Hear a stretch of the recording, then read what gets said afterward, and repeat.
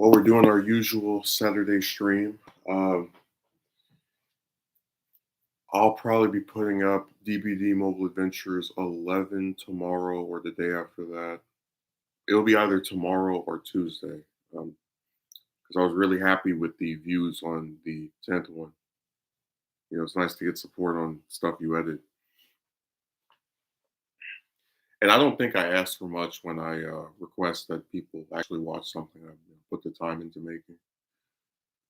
But you know how this website is. They always find a way to not be empathetic toward the content creator because they like to believe that people who make stuff on here are their slaves.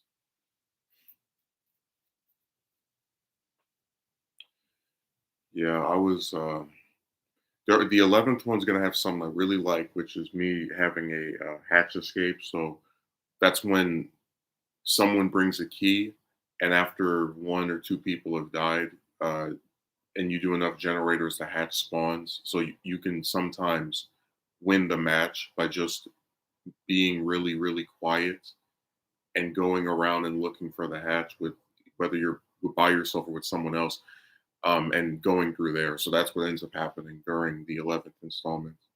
And I'm really excited to put that in one of these because I almost never get to do that. I don't bring keys. I only have one person on my friend list who usually brings a key. So it was nice to get a couple of matches where that ends on there. It'll be real different from my usual tactics because I just kind of during the match I get put on the hook twice. So when you get put on the hook a third time, that automatically that's an insta death. So I just said, well, what's the point of me doing another generator if the killer is just going to be tipped off to it and then come and get me and there's gonna be a little chase and I'll get caught and then I'll be it. So I just sat in a little corner, healed myself up, watched him pace around the hallways until me and this person on my friend list, you know, finally found where the other was. And then they opened the hatch and we left through there. So it's not your typical match. That's the best way to put it. I thought I was going to lose. There's another match where there's a Leatherface that hooked me twice before we even did two generators, and I was convinced that this is the end for me. And then through some miracle, and I still like I've watched the match back at least twice. Was able to just keep not getting caught by him for like the rest of the game. Like I don't even usually ever get to do 3 or 4 minute chases, but that somehow that ended up happening. So I'll also end up putting that in one of these. Not in the 11th one, but probably in one after that. That match was insane, just as far as me thinking it was all over, and then by some divine miracle, actually being able to survive. That was really nuts.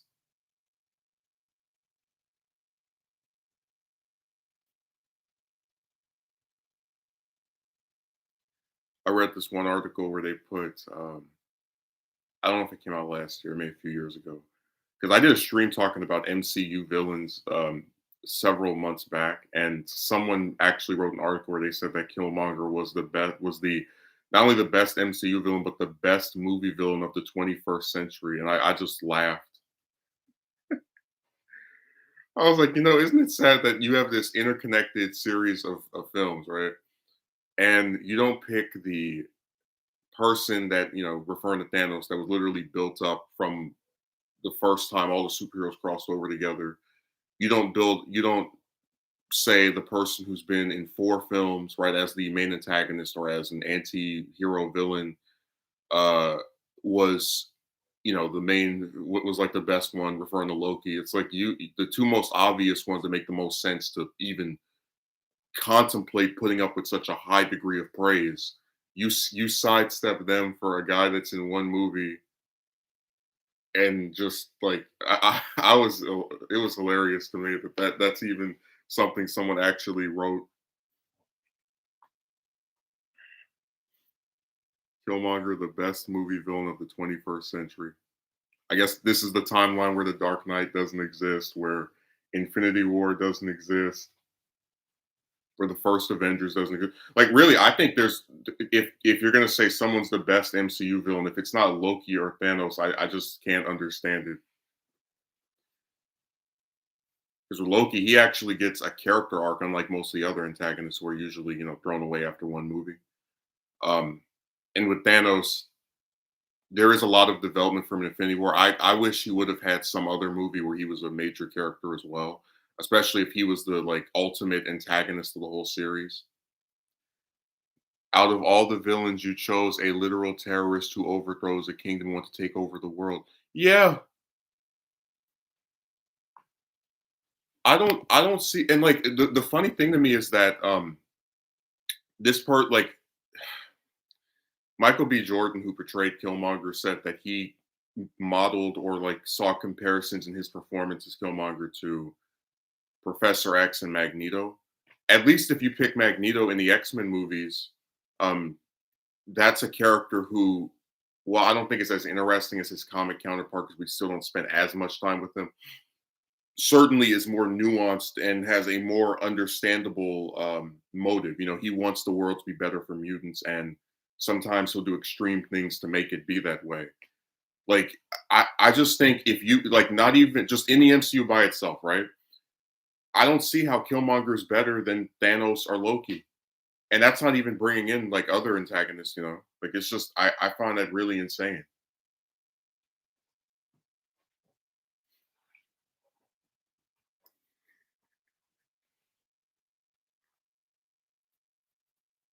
Dude, does anyone even remember anything memorable about Killmonger? Like his actual lines or things that he did? At least with Joker and Dark Knight, you know, why so serious? Put a smile on that face. You know, the multiple origins, upset the established order. Like you know, at the very least, he was, you know, that was a memorable and even if he was only in one movie, that was a memorable um, villain who actually had his actor posthumously win an Oscar. I just don't understand where Killmonger, like I'm just I don't get that at all. Tarkovsky Merchant, if we just went through like superhero movies, I could probably think of 10 or 15 villains that were better than Killmonger. Like that's so sad. The best movie villain of the 21st century.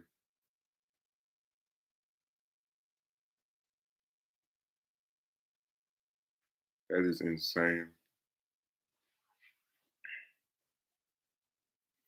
What's even more comedic is that you know, they're currently filming Wakanda Forever, or at least they were before Letitia Wright got an injury, so they had to cease production for the rest of the year. They had, you know, Kugler is the guy that did the first one, so they're bringing him back to do the second one. He had no interest seemingly in bringing back Killmonger. Like he's confirmed he won't be in it. So like they really did intend for him to just be this one movie character who says some like somewhat making sense things about an issue that Black Panther doesn't agree with him on, and then just dump him off like pretty much any other antagonist in that series. Thanos wanted to balance the universe by killing half of it and actually succeeded. Killmonger got defeated by the same guy he overthrew. But I'm supposed to believe he's the best movie villain. Get out of here. Remember, he's not just the like 21st century, right?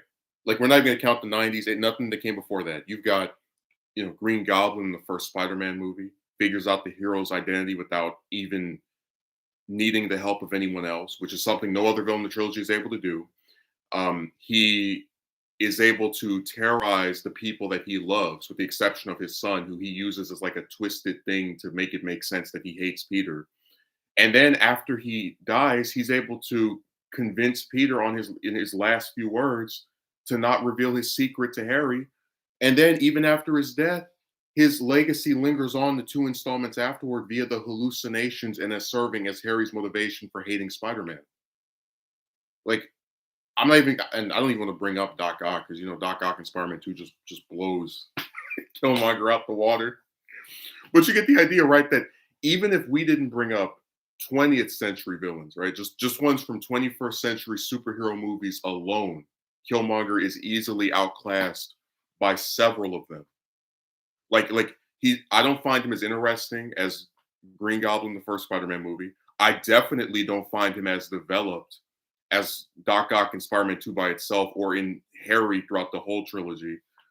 Certainly not as much as Loki throughout the Thor movies and Avengers, or Thanos in Infinity War by itself. It's just it's really sad that or Magneto in the X-Men movies. Like there are so many other more developed, more nuanced, and more interesting villains than Killmonger. I and remember these are all just in the 21st century by itself. We're not bringing up anything from the 90s, 80s, nothing. That's the best movie villain.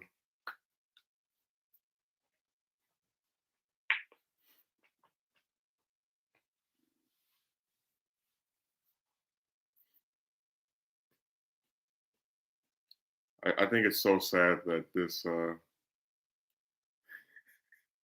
like just the stuff that people put up and say is like great or amazing. It's like you have I guess maybe it's just because I never really bought into Black Panther being as great as people said it was. But it's like you know, you're doing a franchise and you're doing the same thing that pretty much every other superhero franchise besides Thor decided to do, where they have a villain that they introduce, and then after one movie they get rid of them.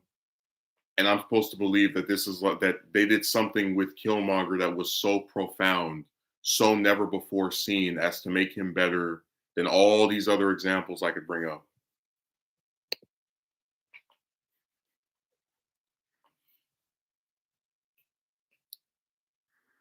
I guess the reason why they consider him the best villain is because he wanted to liberate black people all over the world.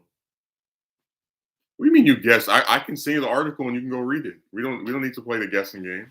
I'm simply saying that even if whatever their rationale is, I don't understand any grounds where he would be more interesting than any of the villains I mentioned, most of whom were better developed, were much more successful with their plans, and just pretty much every other category could defeat him. I tell you, it's even more comedic when you remember that Black Panther 2, I guess, whatever you want to call it, Wakanda Forever, is like being made by the same person that did the first one. And he was like, no, we're not bringing him back. That was just the one movie villain.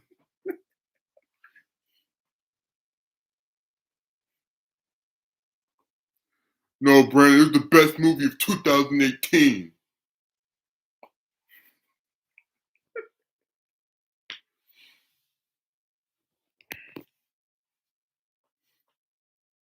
It's the best film of that year.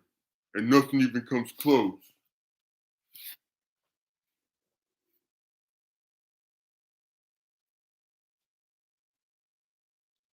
Yeah, I hope you enjoyed that video on your favorite buffoon, James. I hope you really liked that video. We put both of them in there, like, you know what, this is just gonna be about this one that was really creepy for 8 months, but let's give his friend the cameo.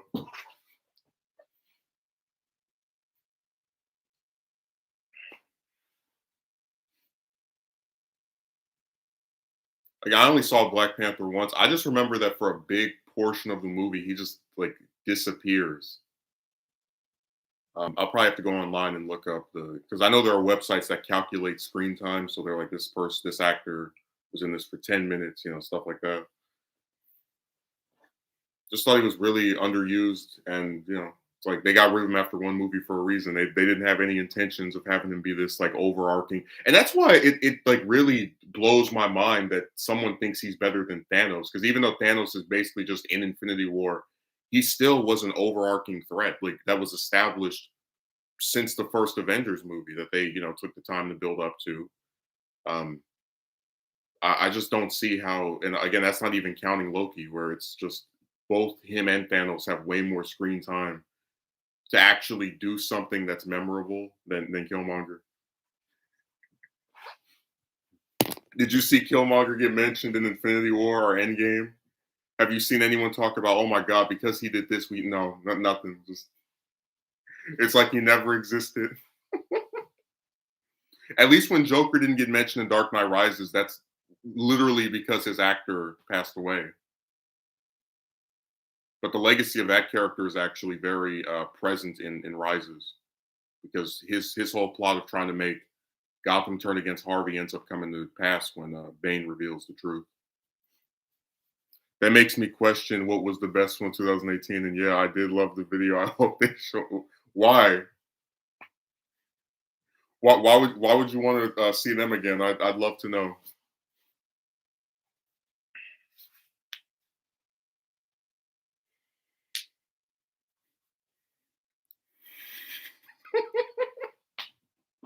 Hey, that question right there is all you need to know about whether Killmonger was the best movie villain of the 21st century. What was Killmonger's mission again? Beats me.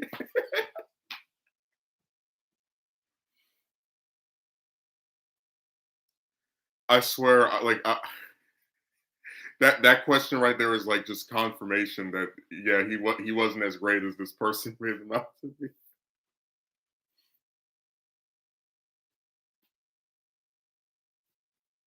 All the other ones I mentioned, I can tell you what their mission was. He's the one I can't remember. I have to go watch the movie again. And I don't think if something is memorable, it should be that easy to forget. Like I should have to watch it over and over. Like, oh, so this was his plan. I misspelled that. I meant I hope they don't show up again. Yeah, I don't know why you would want to see people that write weird stuff about the way another man looks. Would it be like the 10th stream in a row? And also, James, did you notice that? So I did the stream called "What Was the Point?" and that was the one where he showed up, and you were like, "You're gonna stay." He's like, "Watch me, peace." And then the other one, like him and that other guy, were talking all this trash about me, but then we have proof that they both showed up to multiple streams after that. They're not even talking about women. They're talking about the way another man looks and doing all this weird character analysis stuff. It's stupid.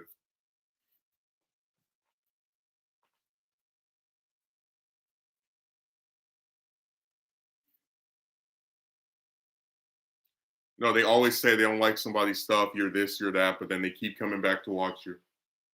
They're like roaches. And like I said, the best way to get something to actually see that you don't enjoy it is to stop engaging with it. The Dragon Ball Super manga was so horrible, and I got sick of every month after month, right, hoping for a new chapter to be good or do something new.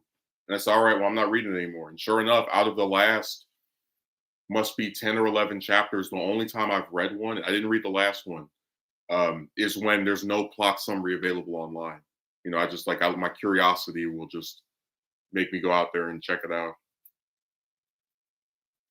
And I'll read like, all right, well, this is going nowhere, so I won't be checking this out next month. See you.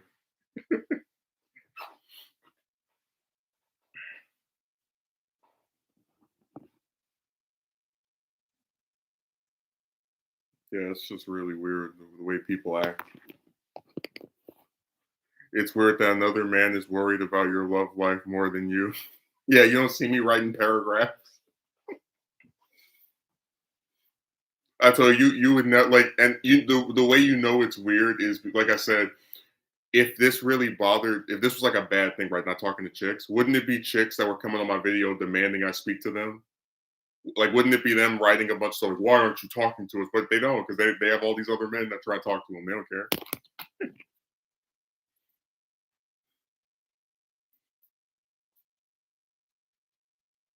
This group of people is so affected by you not talking to them, which is why they don't say anything about you not talking to them.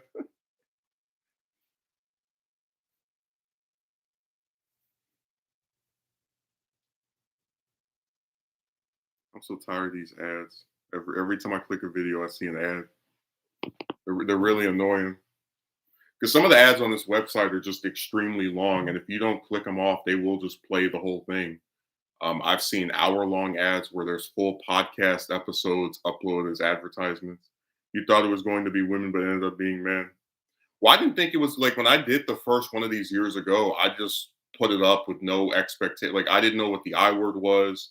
I didn't know that there were groups of guys that talked about how hard it was to get which so I just like whatever. I'm sure somebody would write something weird, but I didn't expect it to just be a bunch of men upset over like in the place of chicks. I was like, wow, they really they care more about this than the people it actually affects. So that's why I said that getting like saying you don't want to talk to chicks and getting a bunch of men angry about that is like saying you're not going to eat at Burger King anymore and getting death threats from McDonald's. It's like what does this have to do with this other company?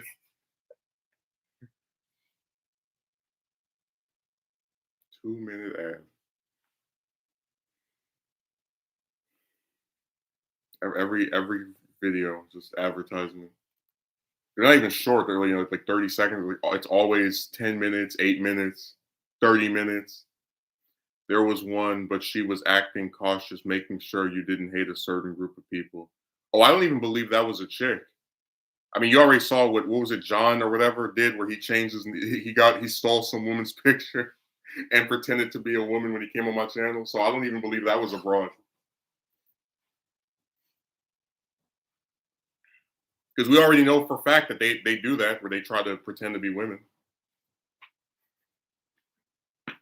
I don't know what his point in doing that was. It was really weird, but whatever.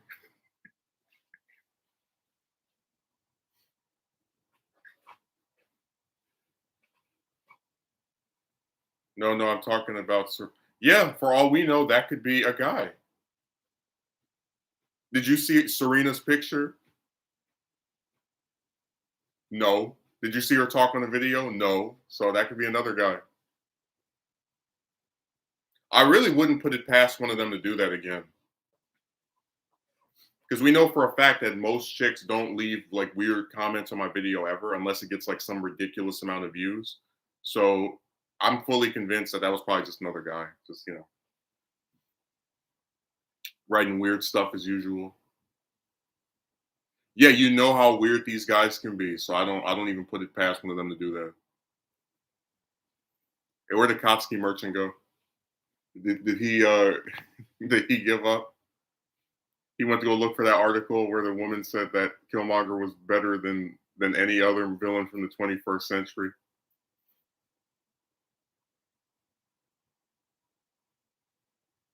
God, I just can't believe it.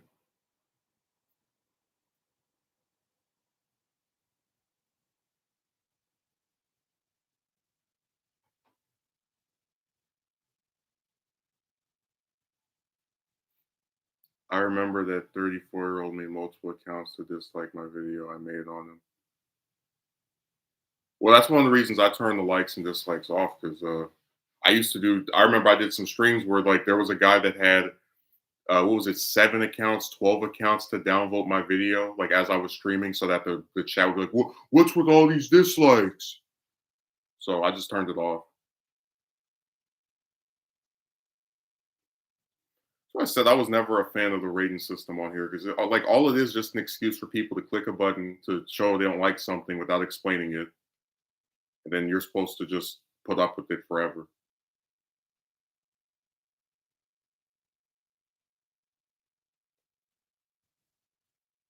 I remember there was this one video this guy made on this person with millions of subs. They got 90,000 views.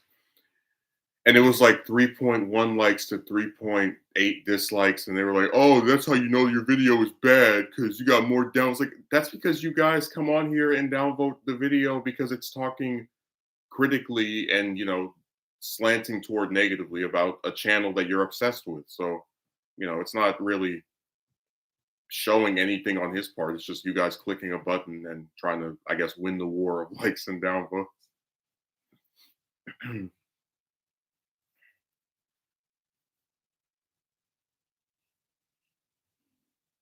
This one person said that downvotes can help you determine what videos are good. They're like, but how if people don't like something and they don't even actually address what they dislike about it? I don't really see the value of clicking a button and then going, oh, see, now you know how I feel. It's like, no, we don't know how you feel. We don't know why you dislike it.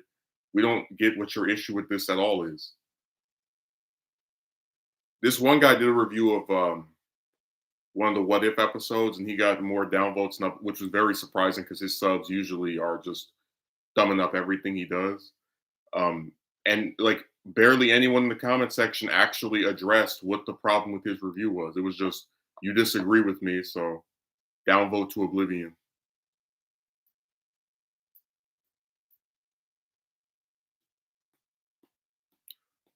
Well, that's my point. That a lot of the downvotes don't even have a person that actually addresses what they're talking about. Like they don't come in the comment section and say, "I dislike this because da da da da da." It's just click a button, run away. Nice recent upload. The video was cool. Yeah, I didn't expect to include the other one, but I like if he hadn't have come back on Monday writing weird stuff, I probably wouldn't have included him. But like, are you trying to get banned? I guess so.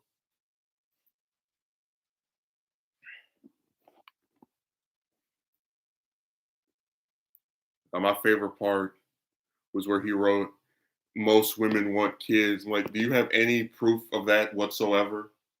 Like any poll, any statistic? And in the video, I showed where you have historic records of people that don't want children. It's like 44% of adults 18 to, I think it was like 40 something, said they don't want to have kids or they don't see themselves ever having them. So, like, I don't know what he's basing his belief off of, other than stuff that he pulls out of his own backside.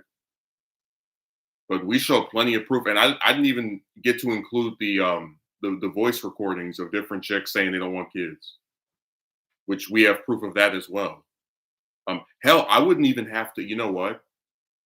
If I wanted to, I could include videos from.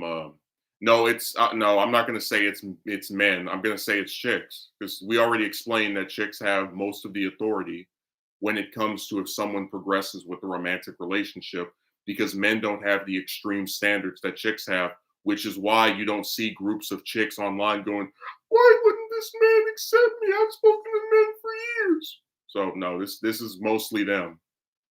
Overwhelmingly mostly them.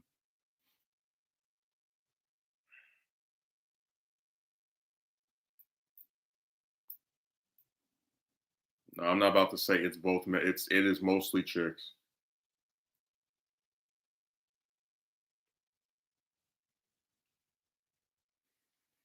I'm saying when it comes to having kids, yeah, it's mostly chicks that get to decide that and don't want them. I know plenty of guys who didn't want a kid, but if it meant staying with some stupid broad, they would have one. Look at the dingbat with the baby. That guy never said he wanted a child. Knew when he stuck his little, nasty thing in her that they wouldn't be able to afford it, but did it anyway so that she would still stay with him. No, if the woman says, "Hey, I'm not having a kid with you," then that's it. Like I'll put it this way.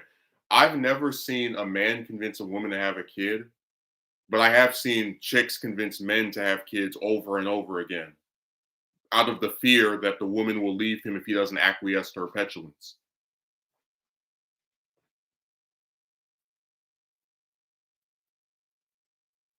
Having YouTube disable the dislike option now, I've noticed many videos have it disabled apart. Yeah, they have. I mean, you won't see me complaining.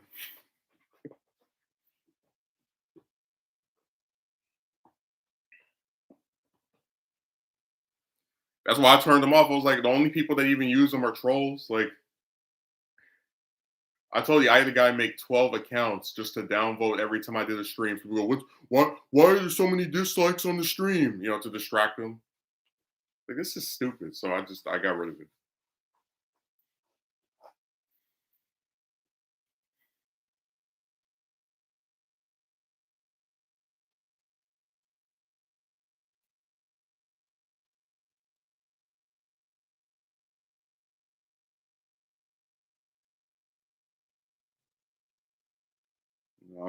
You won't see me complaining that they went through with it. I was over there cheering.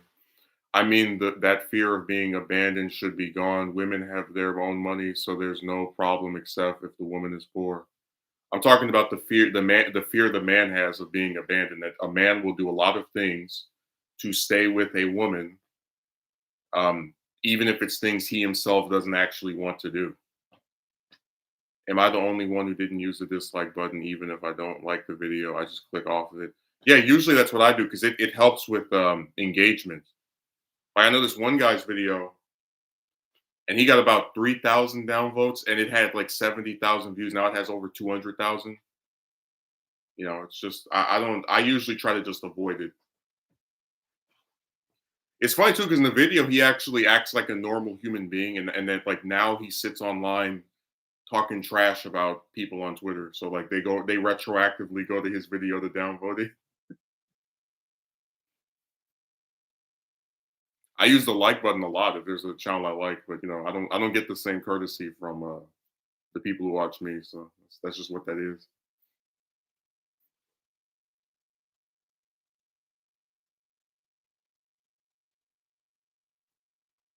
Yeah, I always make sure to thumb up stuff I enjoy.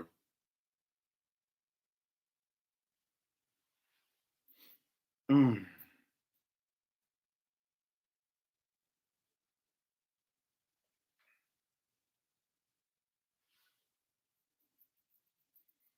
Yeah, I got this other person that is slowly inching toward getting the video made on her. She's hey, what's that one song? Don't push me because I'm close to the edge. That's that's what she is.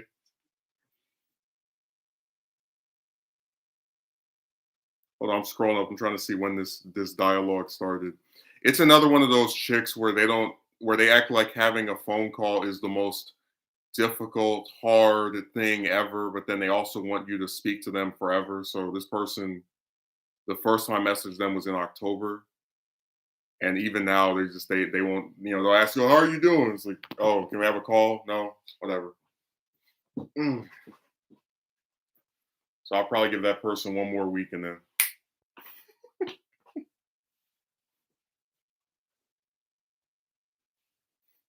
I tell you that's why nobody ever gets a date because they like if they can't even do a call. It makes a lot of sense when you consider the minor things that they have like difficulty doing. It makes a lot of sense why bigger stuff, which still isn't even that big anyway, they're unable to do. Can't have a call, can't watch a video, nothing, just completely useless. I still can't go over that one broad from I think what was it earlier this year where she said she was gonna send me a voice message, which all you have to do is just click a button and then talk for a minute, and then that's it. And then for like a whole month, I waited and didn't get the message. Like you took a month and you declined to do something that you said you would do, and that would literally take less than 2 minutes.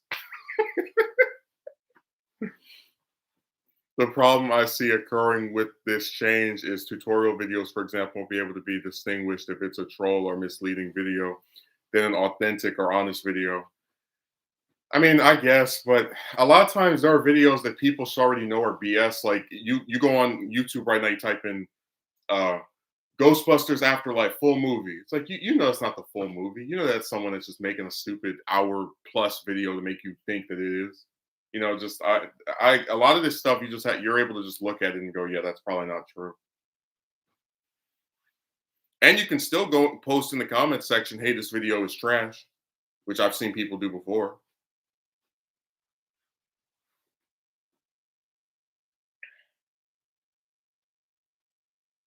So I don't feel bad at all those things are gone.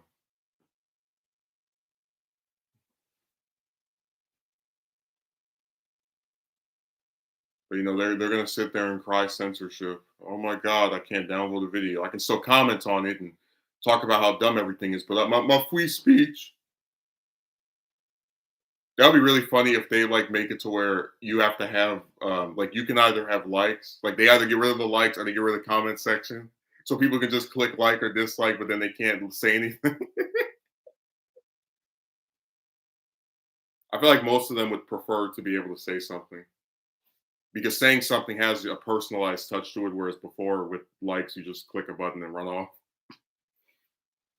Oh dear, waiting to see what's going to be done on that chick. So many of them do that and backtrack out of something they agreed to. Yeah, I came really close. If it weren't for that clown stuff this week with those two guys, I came really close doing a video on this one broad that I met in this server. We had a decent call. The second call, she sounds normal, and then out of nowhere, she starts crying. So then, I decide to listen to her tragic backstory. Uh, and then must be 2 or 3 weeks later when I want to answer her question. Not only does she try to hold hostage the idea of having another call, which I don't care about in the first place, because most of these chicks I've said before, I don't find them funny. I don't find them interesting. It's always them usually laughing at something I say. This bastard had the nerve to accuse me of forcing her to tell me about her tragic anime-esque backstory. Even though, like I said, nobody online, certainly someone that lives in another country, can make you tell them about your past. So that was I came and I hey, we got the audio for that one too. I came really close. Because I was like, if you were so disliking of my demeanor after you started your random tears, you could have hung up, you know? So it's just they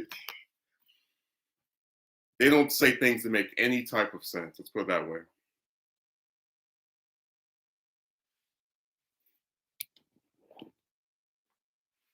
You made jokes while I was crying. It's like, well, bastard, I didn't even want to talk to someone that was crying. Like, how am I supposed? How was I supposed to foresee that after you acted normal for 10 minutes, you would randomly start tearing up?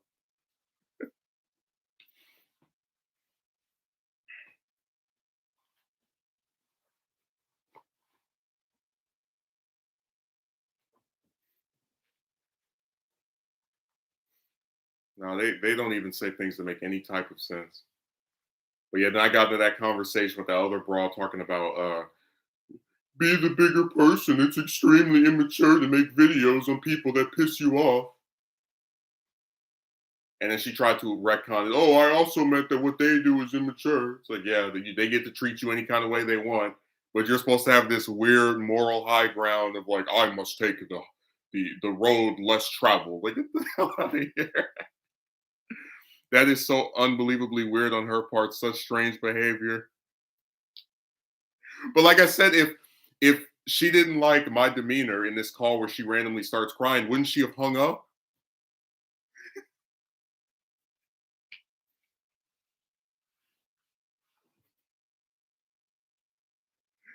I tell you, people defend chicks over everything. They just I still haven't spoken to that other one since she said that dumb stuff. I'm probably gonna end up unfriending her because that was really dumb. People get to treat you any kind of way they want, but they're supposed to be able to control how you respond to them. Be the bigger person. So Megumi, I can make a 2-hour video talking trash about you. I can write paragraphs talking dismissively about you. But if you respond to me in turn with paragraphs or a video, you're being extremely immature and you need to be the bigger person. Making the videos actually good because you're showing, yeah, we have evidence of all of this stuff. That's why I didn't have a Kotsky merchant get rid of the guy on Saturday because I was screen recording the whole conversation. Same thing with Monday where I was like, all right, hold on, let me get the rest of this guy's stuff.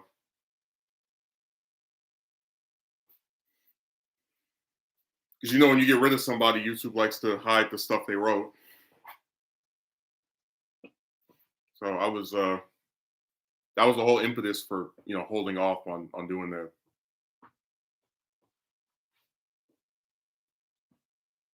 People on here act so dumb.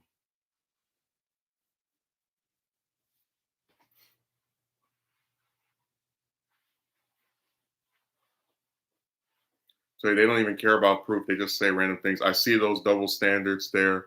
They want to control your response or behavior toward this nonsense.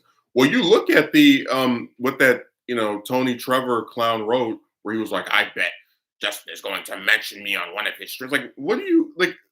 What am I supposed to do? I'm gonna have a person write a bunch of nasty stuff about me in my comment section, and then not respond to it. Just go, all right, well, it's just another day in the hood.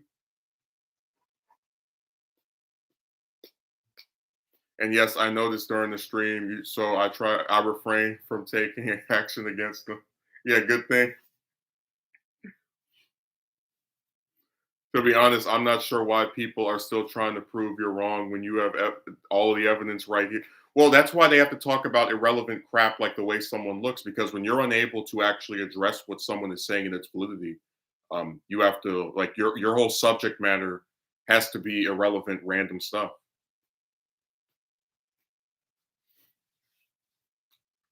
Why do you think the other bro was like, "Oh, your age," because she can't address how it's a very logical thing for someone to see the same situation play out year after year and naturally get fatigued from getting that same result repeatedly, right? Where they just say, "Oh, you know what? I'm done." That she couldn't dispute how that doesn't make sense, and how that's not a natural point for someone to reach. So she has to get caught up in irrelevant crap like how old somebody is. I bet good money that one day you will change your opinion. It's like, okay, what does that have to do with addressing what the hell my argument is? Oh, nothing. Just me being a random stupid broad that doesn't know what she's talking about.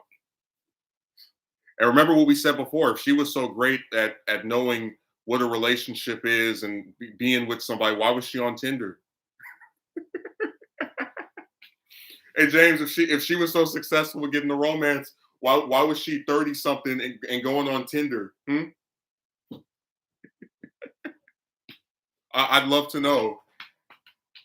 I tell you, all the people giving that BS advice, their life overwhelmingly contradicts the advice that they give almost every time.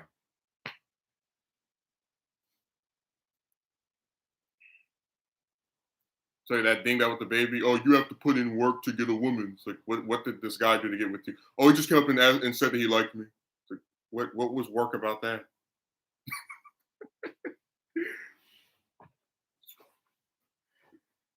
These people telling themselves, all, yeah, I told you about the one guy that was talking about you're young and whatever and all this stuff about waiting for this woman. It's like you've been married 3 times and you still believe in the right one, really? Basic pattern recognition skills, they act as if that's a bad thing or doesn't exist. And you saw Tony slash Trevor.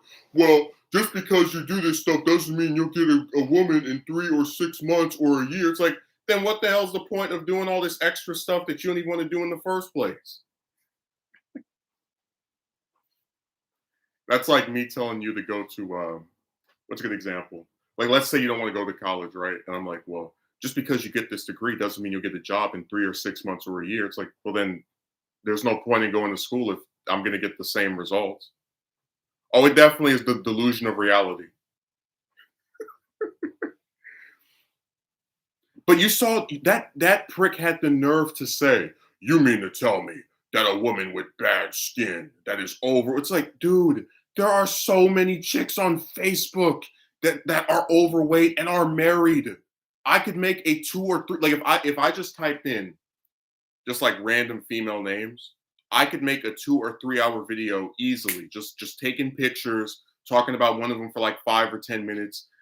Like, and it's such a false premise because he's trying to say that women who don't live up to the grooming or whatever standard that men are supposed to do will have a harder time, but they still don't see men as a whole blocked off to them. That's why there are no groups of chicks talking about getting rejected by men year after year. Like the premise is so false and it does like it's completely antithetical to the point we made about how like if you're a man you have to do all this extra stuff, and when chicks don't even have the stuff you're told to do, they're able to still get a bunch of like different men trying to talk. It's like you can't look at that and try to operate on the premise that if chicks don't meet some set of standards they're going to get the same issue, because overall they don't.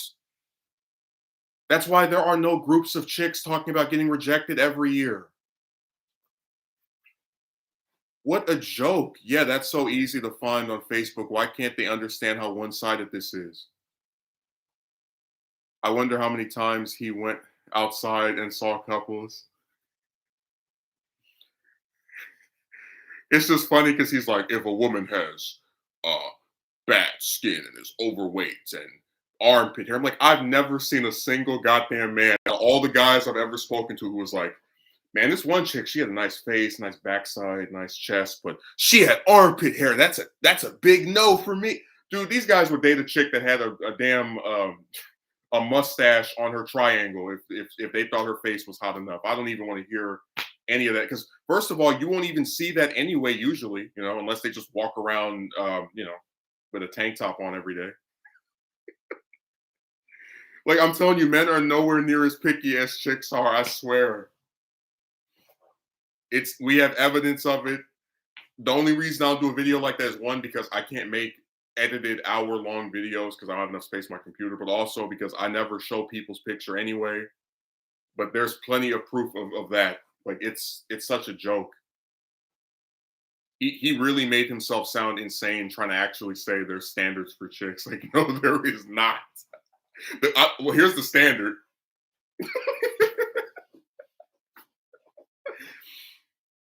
Oh my god. Oh, that's another reason why I was questioning Tony. How's he gonna say we got to be groomed, but then say just because you're groomed doesn't mean you can get a yeah. Well, that's my point. That doing like if he's admitting his advice is not going to create a significant enough result, to like be different from what's happened before, then there's no point in doing it. That's just like the broad that said if you stop wearing glasses, you'd have a 3% higher chance of getting. It's like, yeah, that's too minor. Like, I'm not going to sit here and get laser eye surgery or wear contacts and burn my eyes potentially just for a random. Like, it's so dumb. You know what I mean? It's not worth it. It's the way to put it. The juice isn't worth the squeeze.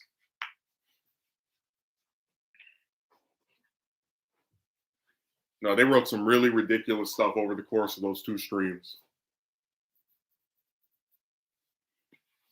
You're a coward because you won't do a FaceTime call with me. It's like, why do I have to do a call with you? I'm already addressing all the trash you're writing. It's weird.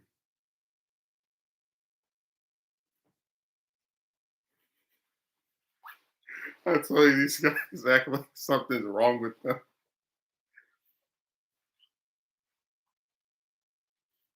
Oh my god. That comment was so goofy. Do you think a woman that's overweight? And it's like, yeah, I do. I fully believe that because I've seen it repeatedly in real life. Who has bad teeth and bad skin. It's like, man, I knew so many chicks in high school that had acne and they were able to get like it's such a joke. It really I'm not even saying to be funny, but it feels like every time there's a chick who has a situation that a man might find himself in, they never get the same what do you call it, push to like have to do a bunch of stuff to appeal to men. Like I've known chicks that were homeless, still had a boyfriend or a husband, whatever. Um, chicks that had acne, still had a boyfriend, that were overweight, had a boyfriend. Like it's just I don't believe they can ever have a circumstance that makes them undesirable to, if not a majority of men, at least a very big portion of them, like 40% or something. Because like every time I see a chick that seemingly is in some bad circumstance, whether it's, I don't find them attractive or some other objective thing, they always have a man. Like I just can't take it seriously. He's implying that if a guy has any facial hair, they can't get a date. Really? No, if it's not well groomed. I told you, Megumi, when I was in like seventh, eighth, ninth, 10th grade, 11th grade, I didn't even have a beard, and it was the same result. Like that's why it's such a joke because for multiple years I didn't even have any facial, and you still get the same result, same, no matter what.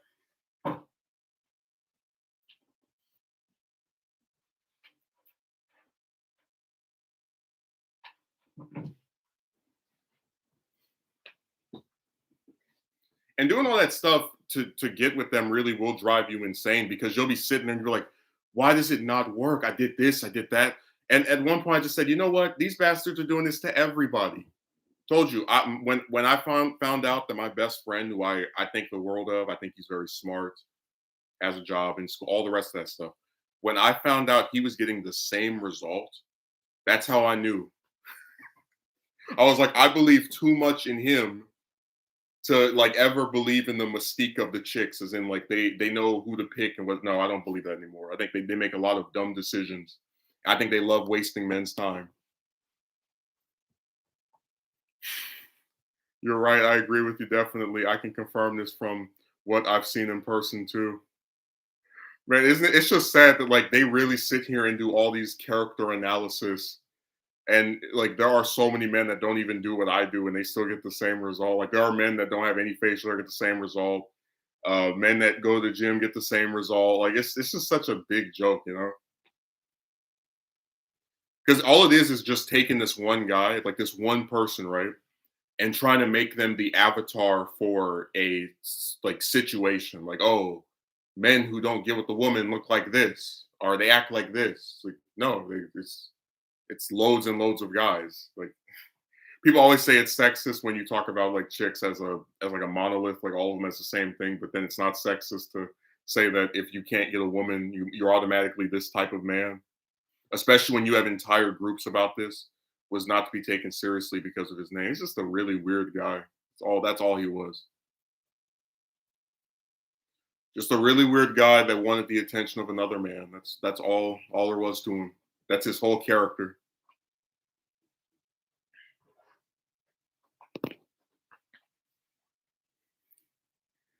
That man was extremely dumb.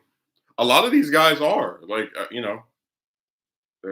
you look at the arguments. I told you, out of all the ones that sat here and tried to defend chicks, I can count on one hand how many of them actually tried to address what I was saying, and he got destroyed too.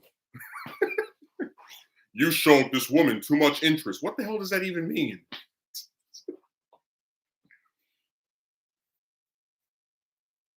But you know what? That was another example of how no matter what happens, they'll blame you. No matter what. It still surprises me to this day how quickly he just turned on. Yeah, he flipped the script really, really fast. I love your channel. And then, like, in the same stream, you're a coward. All right, well, why are you watching it? You must like cowards since you keep watching my stuff. I told you this website is like one of the other names for YouTube should be the pot calling the kettle black.com, because every time somebody calls you something, that's what they are. You're a loser. That's why you've never heard of me, and I'm trying to get your attention by typing things to you.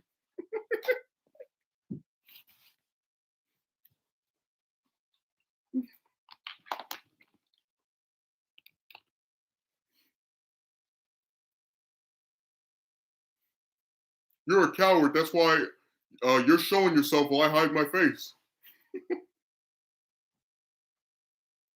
Hey Megumi, you saw the part where he said, "I would definitely say this to your face." Like you can't even turn a webcam on, but we're supposed to believe that you would like say these things to someone. Yeah, boy, get out of here.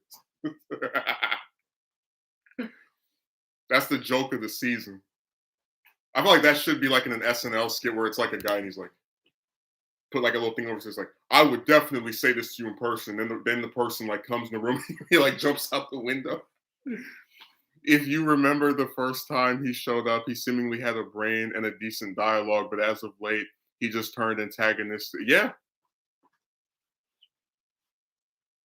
I mean, he did intentionally bring up the chick stuff for no reason. Yeah, but that's my point. That he brought it up out of nowhere twice, and then when they get into an argument over it, they try to play victim. I just came to give constructive criticism. Like, no, you came to a stream that had nothing to do with chicks and brought them up and gave unsolicited advice, which I don't like and I don't care for in the slightest.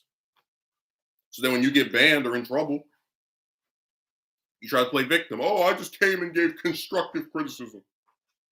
It's like, yeah, that nobody asked for. It's not even like, oh, I didn't like the way this video, like, oh, you were screaming or maybe the volume was off. It's like, no, you're giving constructive criticism about the love life of another man. And you don't see where that's like weird and like not at work anyone's thought. It's just it's creepy. None of these guys still made a video to show. No, not a single one. I told you there was one a few months ago when I was going to stream my brother who said that he had muscles. I said, make a video. I will not block you. Just make a video showing proof of this supposed physique that has made you able to get. Never happened. Never showed up again. And he's not banned. I made sure of that. I was like, all right, you come and post this video. You give me a link to it on my video. I will be the first one to leave a comment. Nope. Just like the one that said do 500 push-ups. He had a picture like of like a headshot. So for all we know, he's never done a single push-up. But we're supposed to do 500 a day. Get the hell out of here. I would really like to see how these guys look. Wait till I get my HDD. It's like you saw him talk about if I met you in real life, I would knock you. It was like, why is it always someone that hides their face, uses a BS like name, like it's not his real name, blah blah blah. It's like, why is it always these like guys who hide everything about them that try to sound so strong? Like if I saw you in person, I was like, all right, thank you for trying to be, I guess, a romance terrorist. Go away.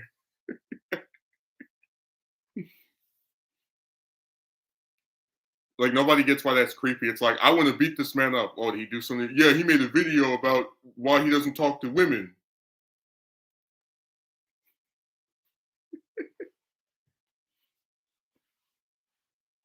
That was so creepy. Like you just start like I wasn't even talking about chicks in that stream either. I was talking about the diminishing returns of like the DVD videos where I'll get like more views and then it would just go down and down. Yeah, but like pushing for violence against what? A guy that did a video you didn't like that has nothing to do with you? I don't even try to fight the people that leave weird comments on my channel talking trash about me because I don't believe in that anyway. But like I would have more of a motive than he does. Imagine being mad at someone for not approaching women anymore. Imagine wanting to fight someone because they don't approach women anymore. LO, I can't take these guys seriously whenever they start saying stuff like that. Yeah, the other the I Word Goku guy said something like that too. I reported it. He was like, "I'll fight me." I was like, "What the hell is wrong with you?" Remember, they're supposed to be straight. That's why they want to put their hands on another man.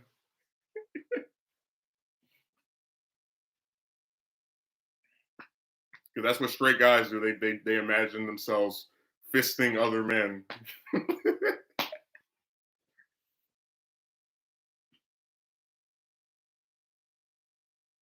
It is so creepy.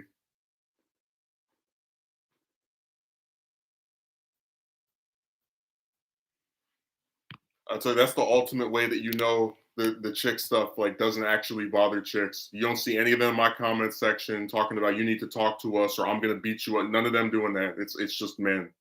It's just God. Don't make him mad. He'll go Super Saiyan. Except when he goes Super Saiyan, instead of actually like getting more powerful, he just writes more insane stuff. Think about it. He is so hell bent on trying to change your mind about not approaching women. He is willing to fight you physically in person. I just don't see what good comes from any of that. Like, does he think if he beats me up and be like, "Oh my god, I just realized that being with a woman would make me more powerful"? It's like let's pretend I actually fought, which I would never do with someone on the internet over something as stupid as this. But what what would change about my opinion based off of this altercation? Like, your opinion matters so much to him alone that alone makes this all the more weird and creepy. Tell you that homoeroticism.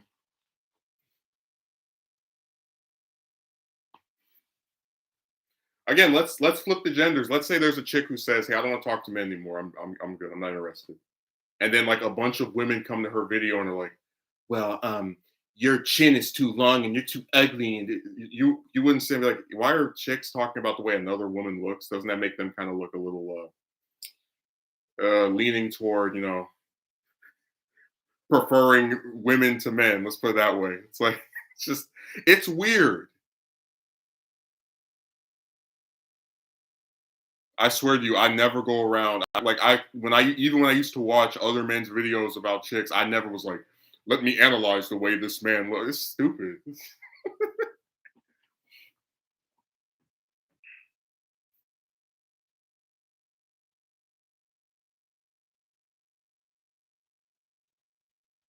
I guess because to me, when you know that there are chicks that you don't think are attractive at all, sitting there and like taking this man and trying to find 900 issues you have with his personality or appearance just feels kind of dumb because that there are plenty of chicks you don't like at all and they still end up with someone. So I don't have enough of an ego to do that. James says I just thought about it and that's absolutely insane.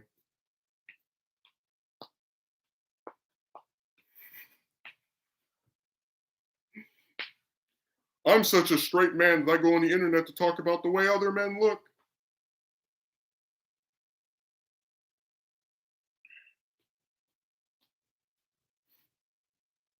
Tell you something is wrong with these guys. They need to go to some institution. Just I really do swear that in the entire time I have been at least an adult on the internet, I've never just gone to someone's video and like attacked it. Like unless the only way you could get me to just go on someone's video and talk about the way they look is maybe if it's like a modeling channel where they like put up fashion or something. But if someone's giving their opinion on something, I have never once talked about their appearance under any just it never occurs to me. I always address what they're saying. It's just a really weird pattern of behavior.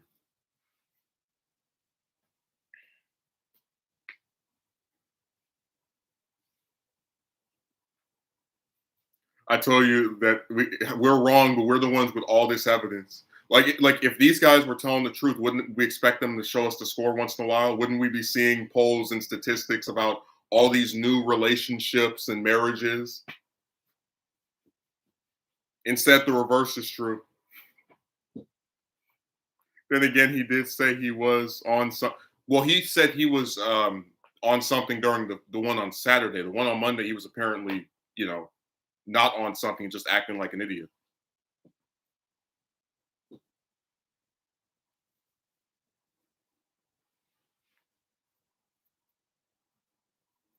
I tell you, like we're wrong, but we have all this proof. Imagine if court was like that. Your Honor, we know that the other side has all this evidence, but we just feel like it's not true. We're not gonna imagine if like they're like, all right, here's the evidence that talking to chicks is a waste of time, at least for this man in particular. All these different broads on the exact same thing. Well, you're ugly.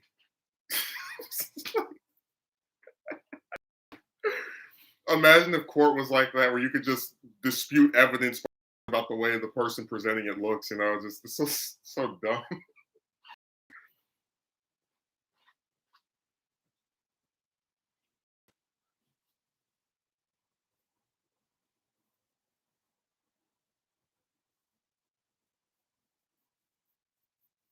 So when people just say write random stuff online, that's their whole modus operandi. Writing weird, random stuff.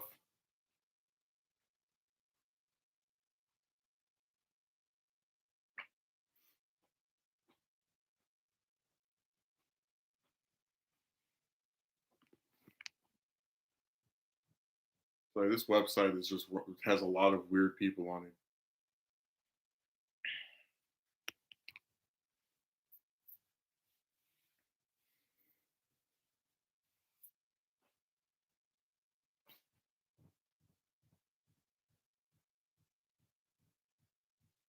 It really sucks when you what's the way of saying it?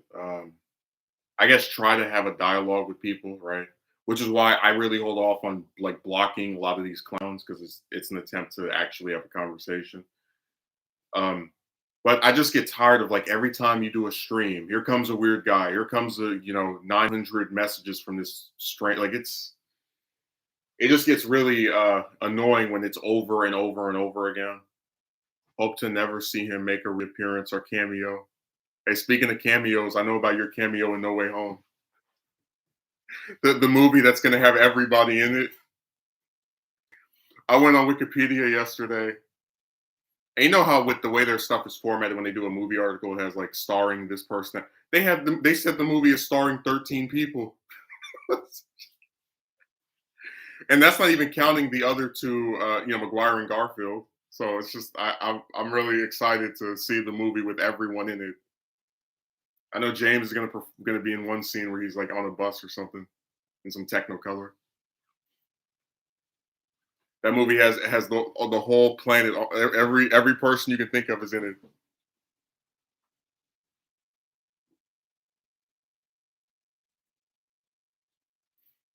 it. Hate to see him make a reappearance or cameo. That's what drive-by typing is, where they write something weird, and then they make their little cameo and run off. They love cameos. They do a little drive-by typing, write something weird, get out of there. That's what that one guy did on the explicit call video, where it's like him writing a paragraph, and then you and like two other people responded to him, and then he like never said anything back. Like he knows he wrote was stupid, and he has no way of actually addressing it. So cameos everywhere.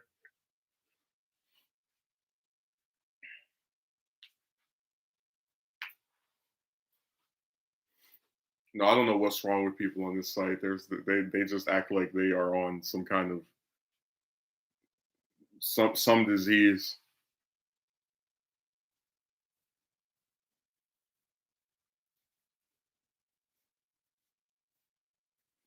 I told you that my favorite part of No Way Home is just the idea that you bring back what do you call it? You bring back all these different actors from the previous film series, and then two people that you confirmed last year and then said were not in it.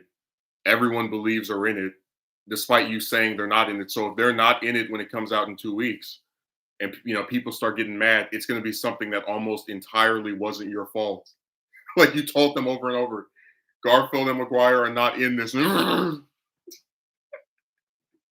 If those like, I'm not against like I'm neutral at this point, but if they're not in it, it's going to be the most funniest thing ever.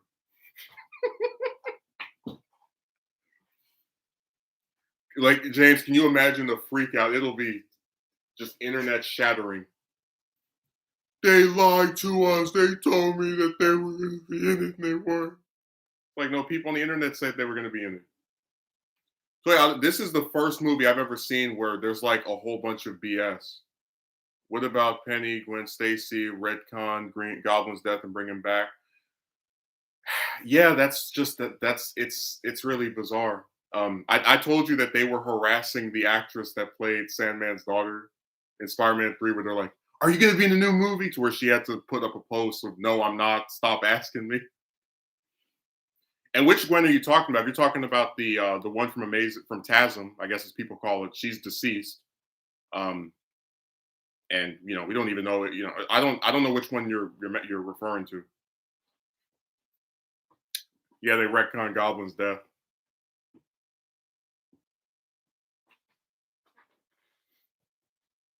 They retconned everybody's death.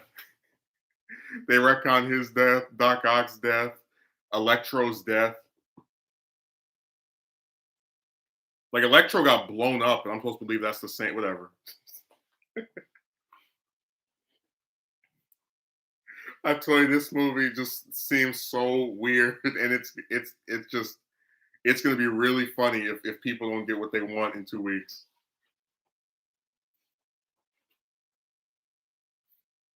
Because I've never seen a film with so much BS associated with it. For some reason, I don't think people would be mad for Toby or Andrew. Dude, have you been on Instagram or any of the other site? Oh, okay, the Bryce Dallas Howard version. Yeah, she. I mean, we don't. Yeah, they've never said anything about her returning. Um, actually, one of the issues I have is that with so with the Raimi Spider-Man 4 back when that was a thing, it's kind of some reports say that she was in the script. Some reports say that we know for a fact she was willing to come back if they wanted her to return. But it's funny because every time people make like a fan version of Spider-Man 4, like their own fan script, they never have her in it. Like I just thought that was funny. It's like, oh yeah, since we don't want her to be the love interest for Peter, then no, we can't use her again because that's how it is with American comics. If you're a non-powered female character, you have to be the love interest or else you're out of the story. But don't tell them that I told you that little secret about the way they write stuff. James, if you've been on Instagram or even on this website and you've seen some of the stuff I have, people like talk like I have the screenshot where the guy said, "No Andrew, no Toby, no tickets bought." So I know there's a sizable portion of people who are only excited to see this movie because of those two popping up. Like I said, I'm perfectly fine without having a minute because I want to see more of Melina as Doc Ock, but I'm just explaining that there are a lot of people, including that guy that stabbed me in the back a few months ago, that are like just obsessed with them.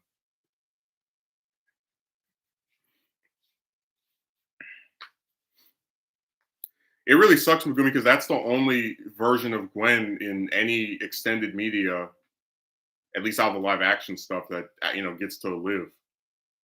Like she's a very interesting character in her own right. The daughter of the police captain, apparently as smart as Peter. But if she's not the love interest, we can't have her in the fourth one. So this is how they act.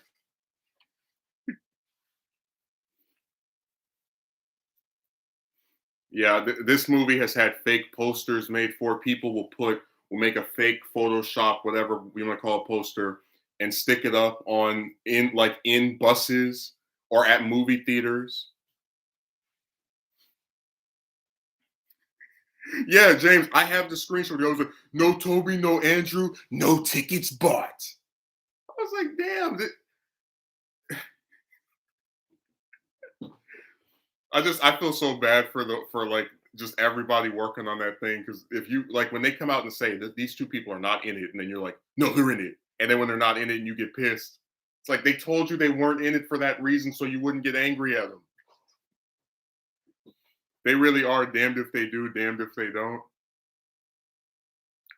Yeah, I would really like a version of didn't she date Eddie for a while too? Um well she dismissed it as saying that they had coffee, so uh you know, I guess it wasn't really more of a date but more of a flirtation. And also in the original script for the movie, she was supposed to be the one that Venom kidnaps, which is the reason that she's there. And then it was supposed to be Mary Jane that convinces Harry to go help Peter save her and defeat, Venom and Sandman.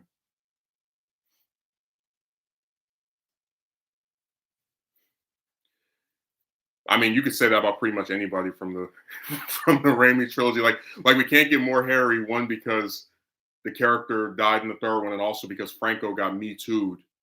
Uh, I don't think they could get Rosemary Harris to come back as Aunt May because she is more of in an advanced stage. She's like 94. So yeah, you would have to operate without some of the people that were there from the beginning if you did a continuation. Again, like a live action one, that is.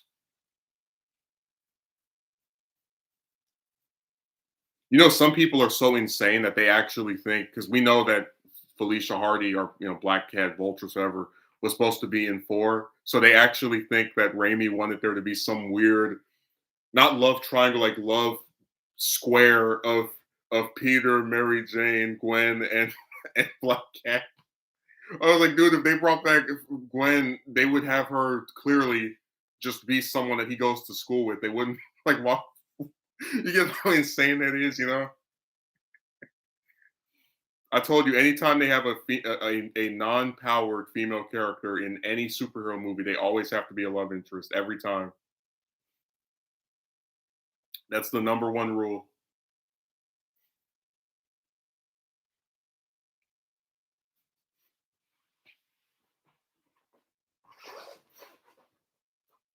No, I wrote this one treatment for four where Vulture gets into some kind of like feud with Captain Stacy because he's like doing something that breaks the law. So then, as revenge, Vulture kidnaps Gwen. So she's the damsel in distress of the final act of the movie.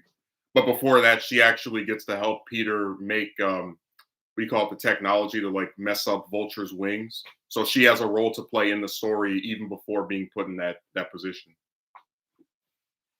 Like that's why I said she's a character you can get a lot of mileage out of. But again, when you're dealing with the good old American, writer patriarchy, they like to just say, "Oh, you can't be the love interest, or you can't be involved in this story." It's just that's how they operate.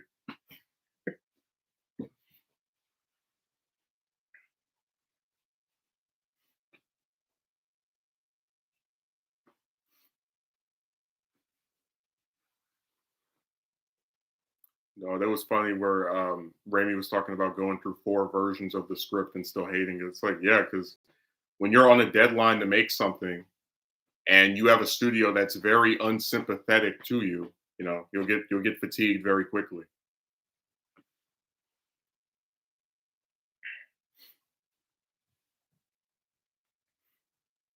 LOL, that's funny. I hope that person wasn't being serious.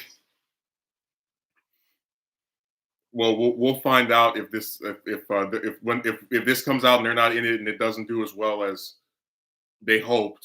We'll see how true that was.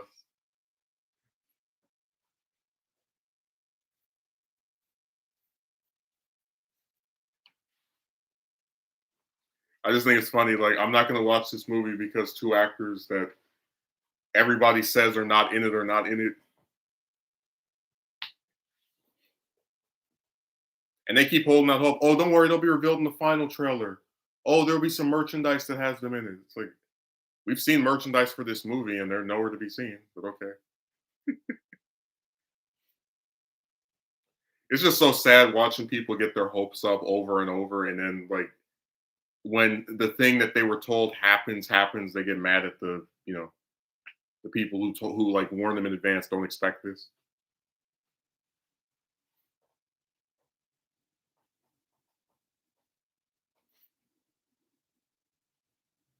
So this stuff always just gets so insane the way people act. But it's the internet, so I'm not really too surprised.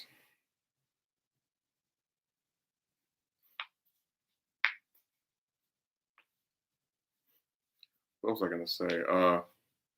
There actually was a thing on Twitter. They were like, "What are you more excited for, No Way Home or The Batman?" I'm like, "Well, No Way Home has some actors that I'm kind of excited to at least see what they do with them." The Batman is the what third different iteration of Bruce Wayne in movies in 10 years, so I'm not really too excited for it, like at all. Like, if I want to watch a Batman movie that I think is really good, I'll just go watch the two Tim Burton ones and Batman Begins and The Dark Knight. It's just I guess maybe what it is that after they make a certain number of them, and especially if they keep doing reboots, it increases the likelihood that I become more disinterested in the character. Like I was really into, obviously the Raimi trilogy, and then they do, TASM. I thought the first one was good. The second one is one of the worst superhero movies ever made. Just this rushed mess that is somehow really long despite being rushed. And then they do a reboot, and I'm like, oh, it's him in high school for the what is it, third time? Yeah, I'm good. Then they make a sequel to the reboot. Oh, it's him, going on a little trip, and oh, okay, yeah, whatever. Didn't see that in theater either. So I guess it just turns into a thing where if they've made a certain number of them that I thought were good, I'm just gonna stick with the ones they made before. That's probably the best way to put it. And I felt sympathetic toward toward the character as far as like Nolan, like they had to reboot it after The Dark Knight Rises because Nolan set it up to where they couldn't even do anything with that version of the character ever again. Um, but after Affleck left and they're like, "Oh, let's do another reboot," it's like I'm good.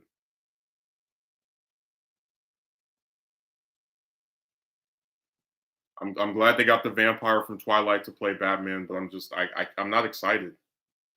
It's like, oh, this movie has Catwoman, and it's like, well, if I want to see Catwoman in the movie, I can watch Batman Returns and The Dark Knight Rises. you know, I just the only thing with Batman in it that I'm actually kind of excited for is the Flash, but that's only because Keaton is coming back for the first time in 30 years to play the character. Outside of that, I'm kind of Batmaned out.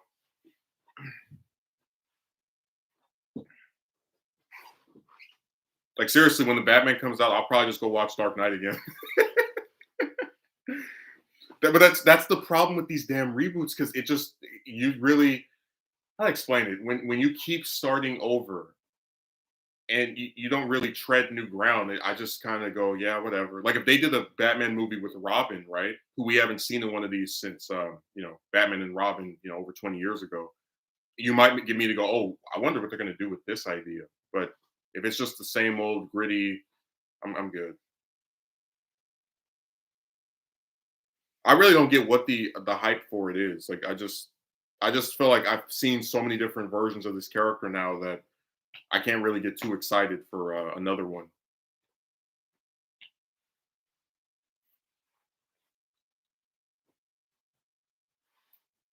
It is kind of funny where they actually make fatigue, where they like make so much of it, they just get tired of it. Of course, people in general don't get tired; they'll go out and see it, and you get millions of dollars. But I can't say the same for myself.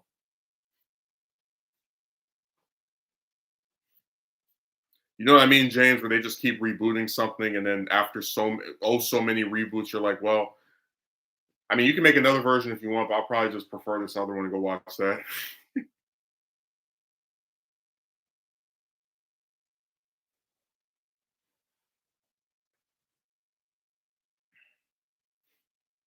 I guess I'm just alone in that regard.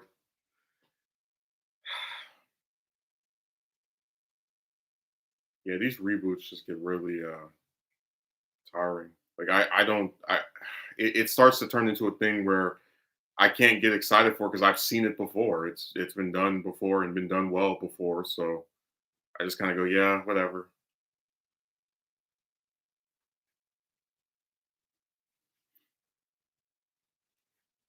Hey, my chat died.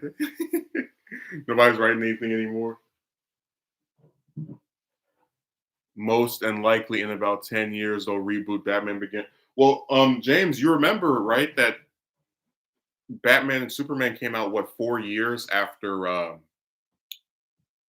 yeah, came, whatever. That they don't even know what they're gonna do with that character.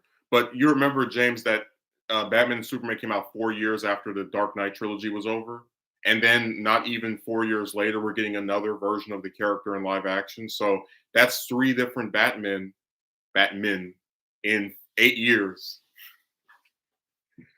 and that's why I said I can't get excited for it because what's the point of looking forward to a new iteration of this character if after one, two, or three they just started up again?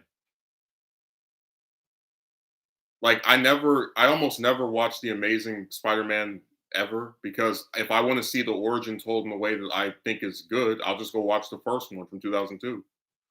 Um, and when this comes out, if I want to watch a Batman movie, I have the 89 Burton movie, Returns, Begins, The Dark Knight. Like it's just hard to really like get interested in it because I've seen it so many damn times before, you know? At least if they did a new Green Lantern movie, I could get excited for that because the last one from 2011 sucked. No, Cam, I've seen conflicting reports about that. I've seen other sources say that that's not a guaranteed thing yet. So I'm not going to hold my breath. But even if they did three more, I'm not really, I'm still not excited. Like I'm probably never going to watch Homecoming or Far From Home again.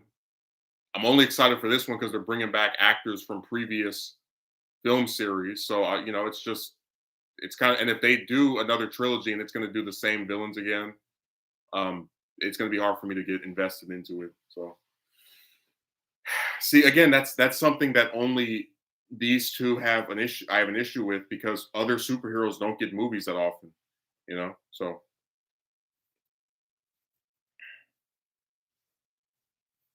that's the biggest issue. I don't know. I'm just tired of everything ending with three or two, just and starting over again and again and again. It's just it gets really redundant.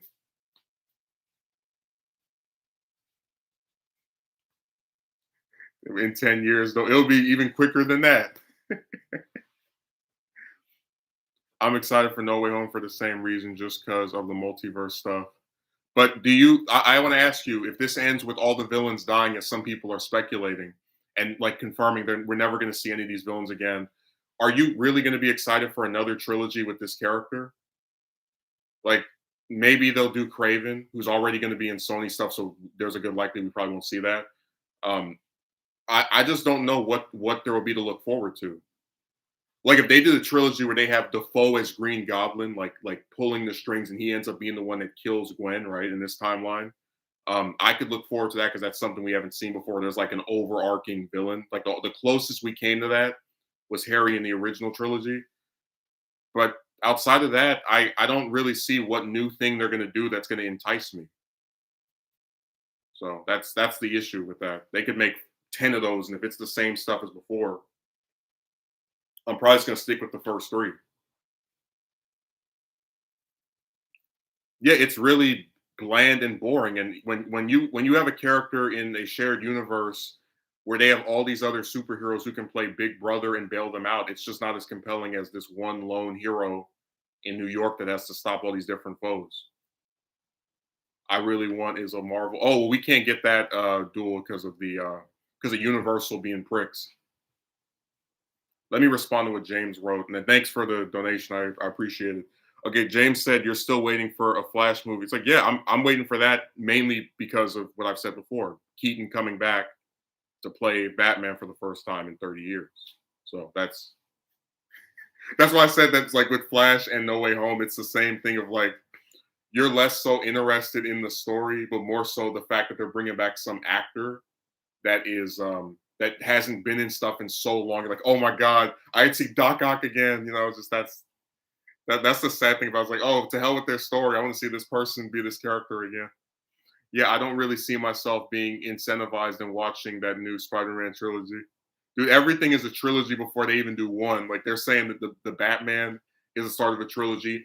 Before it failed, that Green Lantern movie was supposed to be the start of a trilogy. Man of Steel was the start of a trilogy. Like everything is a trilogy.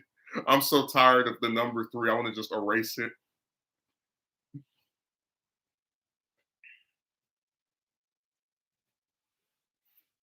We still got Venom 3 coming. Yeah, and then I wonder what happened after that. Are they going to do a Venom 4 or is it going to get rebooted?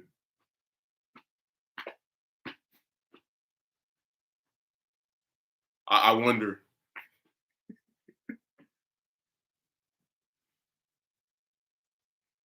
Yep, and I'm going to be honest though, I don't like the Venom movies.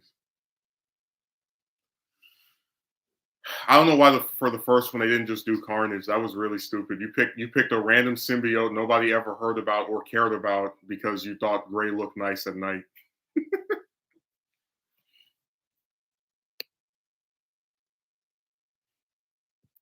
James, oh, what did I read what Megumi wrote?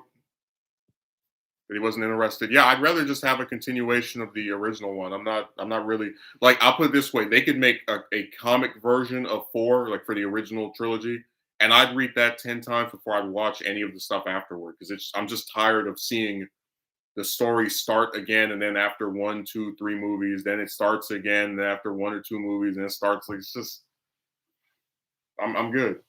So it's hard to get me really excited for a lot of this stuff. I typically don't care about Venom unless he's fighting Spider-Man. He doesn't need his own entire trilogy. I think out of any villain from the Rogues Gallery, he probably makes the most sense to do movies about independently. Because in the comics, he actually does have his own ongoing series, oftentimes with his own Rogues Gallery.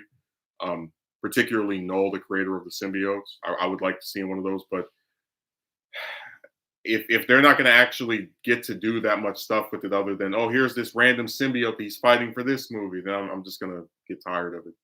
I actually really like Carnage. I remember first seeing it when I played the game Ultimate. Yeah. Oh yeah, that's based off of the Ultimate comics by Brian Michael Bendis, where Carnage doesn't even have like a host. He's just this like Cletus doesn't even exist in that universe. He just goes and finds Gwen and kills her, and then somehow from the symbiote that makes a clone. It was kind of goofy.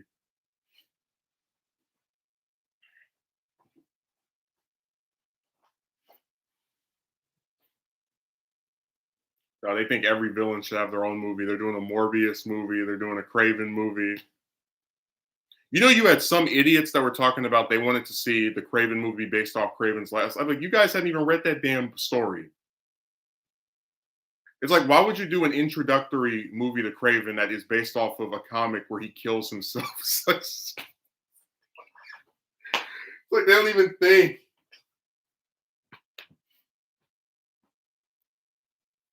It's like, let's make the first movie be based off the book where he pretends to be Spider-Man and buries him and makes everyone think Spider-Man's lost his mind, then he kills himself. Yeah, that would be a great first appearance of Craven in the film. Just no type of common sense. I almost forgot cards in that game. Haven't played in like 10 years. You'll be surprised how much stuff that is like really good that people just don't care. Like on Wikipedia, there's this one character article where this guy was like, "Can somebody write the plots for these 3 movies? You know, somebody with a better memory." Than like, "Oh, they're available for free online. Go watch them. Why does somebody else have to do that?"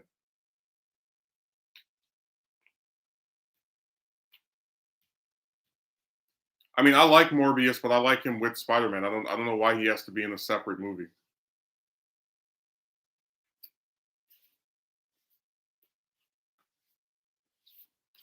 Yeah, and I'm not really excited for that crossover, James. I don't really care. Like you have a so-so version of Venom with a so-so version of Spider-Man. Some stupid crap they call me with all these BS numbers. Hey, James, wouldn't it be more interesting to see Peter get the symbiote, right? And then it goes to Venom or it goes to Eddie, and then like they actually have a fight crossover because of that. Like if I want to see that story, I'll probably just go watch Spider-Man 3. Like why would I be excited for a version of Venom who has no connection to Peter, which is literally the impetus for him getting the symbiote in any other version of the story, fighting a version of Peter who's never been around the symbiote, who has no like I just there's nothing to it. Because the whole story of Venom and Spider-Man is this is what would have happened if he kept this suit that was twisting him, and the suit hates him for rejecting it. It's like an ex-girlfriend, but you've removed the previous relationship that would even make that crossover appear interesting. Now that's something I want to say. I don't know why. They got rid of any kind of emotional weight it would have.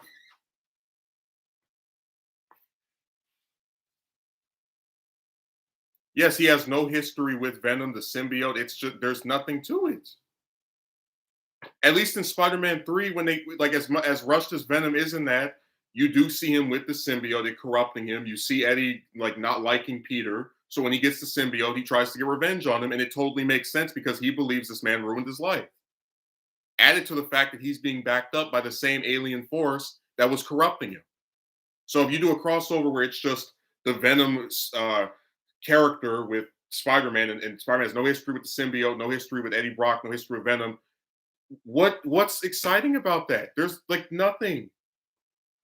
Like I said, if I want to watch those two characters together, I'll just go watch Spider-Man 3. If that crossover is going, unless they do some kind of like retcon thing where they make it to where he has the symbiote and then it goes to Venom, like they basically act like Venom 1 and 2 didn't even happen. I'm not going to be excited. So it's just they ruin their own stuff. But see, that's why Sony's filled with just clowns because they should have either kept the rights to Spider-Man or never made a Venom movie where it's completely divorced from the character in the first place. Because now when you do your crossover, it doesn't have any of the emotional weight it's supposed to have that it has in literally every other version of the story. If you want to watch Venom fight Spider-Man, go watch the animated series. Go watch Spectacular Spider-Man. Go watch Spider-Man 3. I don't really have an interest in seeing the MCU botch this any more than they already have with that character. And no, Batman Beyond the movie has not been confirmed, even though I would really like that. I mean, if they have them team up, whatever. But if they try to have them fight each other and like, no, it's just going to be stupid. Because everything that would have made them having a conflict with each other makes sense. They got rid of. I can see why you wouldn't be interested in seeing that crossover.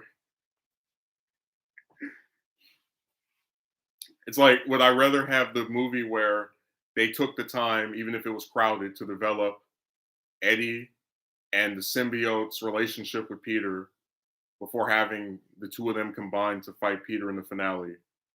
Or the movie where it's like, hello, random black goo man from the multiverse. Let's team up. I'm good.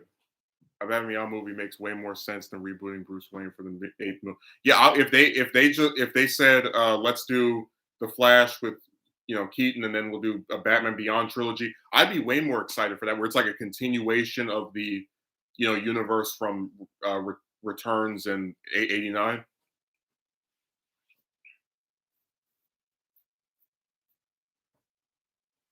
Well, I mean, the character of Eddie Brock has been depicted as just being an anti-hero. Like, you know, you have it to where he'll go and screw with Peter, but he won't go and mess with the people in his life because he recognizes that they didn't do anything wrong to him. He just goes around and makes Peter feel uncomfortable.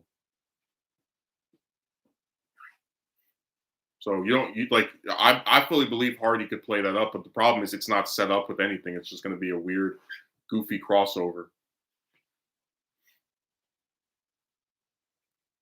I told you No Way Home is going to be like the ultimate "We're Sorry Spider-Man 3" song, like swan song. They're gonna have so many villains to where it makes 3 look like it's got barely anything in it. 3 villains is too many, but 5 isn't. I can't wait to see this. What the excuses will be for why this is not packed with characters when it's got more than the third one. I really can't wait to see that. These critics are gonna do a nice magical dance. I don't know. It's just funny watching stuff that like is way more bloated than that movie get be given a pass. But yeah, Cam, I'm really sick of these reboots. Every 2 years, every 2 to 5 years, here's a new version of Batman. You know, the more think about it, we only had the Affleck version of Batman for 2 years, and then they brought out this other version for this other movie because he's in Justice League, BVS, and Suicide Squad. Right, that's over the course of 2 years, and then they made another version of it. It's like, can you guys stop? I just get sick of that, man. It's annoying. Been doing my best to dodge spoilers, but the studios always spoil the good stuff in the trailers now every time. I'm just getting really sick of every single like just all these reboots. Because I like the cast for the Snyderverse like version of Batman. Like you had, J.K. Simmons as Commissioner Gordon. Obviously, they were trying to like skip over Robin again, but I like Jeremy Irons as Alfred. Like I would love to see just a movie of that. And they were gonna have him fight Deathstroke. I'd be all for it, but they said no. Let's do another reboot, another attempt to try again. Just so I said I got Batman live action fatigue. I'd rather go read some Batman comics than watch any more of the movies after BVS. Like it's just because we're just seeing the same thing over and over. At least in the comics, you actually sometimes get different stories and new villains. I'm probably one of the only people who like the Batman movie that starred on. Oh, you mean Batman and Robin? The thing that literally killed the whole. That thing blew up the whole film series for like what was that, 12 years? No, you know what? No, 8 years because it came out in '97. Then Begins came out. By the way, Begins did horribly. As far as like compared to its successors, where it only got made 300 million. And then The Dark Knight made over $1 billion. Like that was the biggest turnaround I've ever seen for a superhero franchise. Where like you had this one movie that just kills all stuff you want to do with it for almost 10 years, right? And then you have this other one that comes around and rejuvenates it to where the one you do after that makes $1 billion. No, Batman Forever is not that. No, I remember, sir.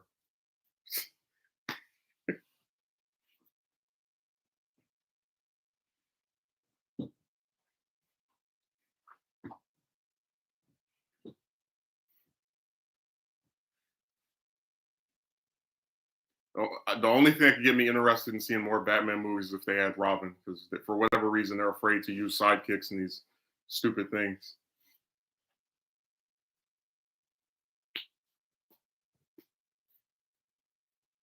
They're always just scared. We can't use a sidekick because that will make our universe look less dark and gritty. I remember Nolan was like, "Oh yeah, Robin is a little kid currently," and then you do an 8 year time skip, and oh, still no Robin. Like, man, get out of here.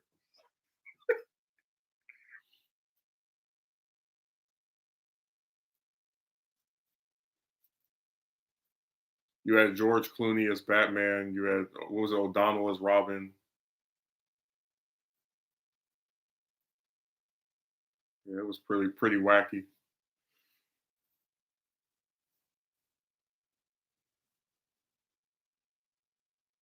You had I'm good. I'm probably not gonna watch that one again.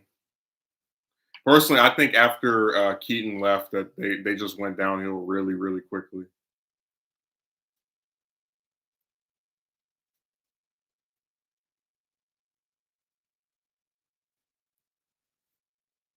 That's the only film series I've seen out of any of the superhero movies where they're like, "Oh yeah, let's just recast the lead and pretend as if it's the same universe."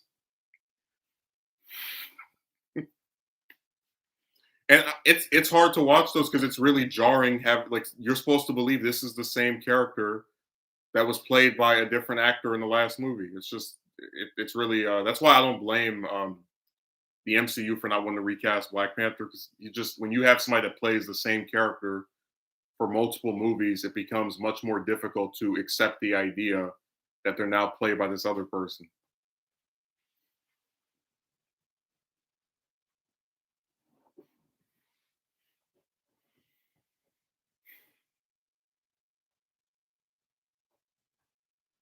I'm just tired of all these reboots. Like I said, if they did five, six, seven movies with Affleck as Batman or Keaton as Batman, I'd be way more excited for that than oh look, here's another film that's supposed to be the start of a trilogy. Yay, terrific. It just really sucks because there are so many DC like villains and protagonists that would be actually kind of interesting to see for more than one movie. Like the Green Lantern movie sucks, but having like a trilogy where it's Hal and then Sinestro is like slowly building up as of that would have been really cool, but they don't do it. Now you have to start all over again. They're talking about doing a Green Lantern core movie. It's like what? Just make a Green Lantern movie with Hal as the protagonist. It's not hard.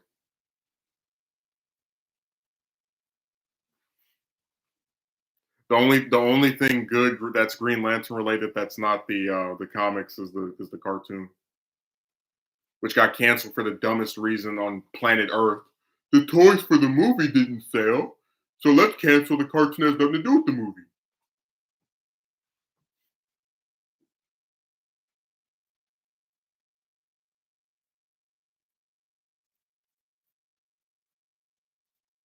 It is funny that for the Flash movie, like nobody's excited to see Ezra Miller. They're just like, "Oh, Keaton's coming back!" Yeah, I think that's funny. That's like the first time I've seen a superhero get their first movie, and then nobody is actually excited to see them.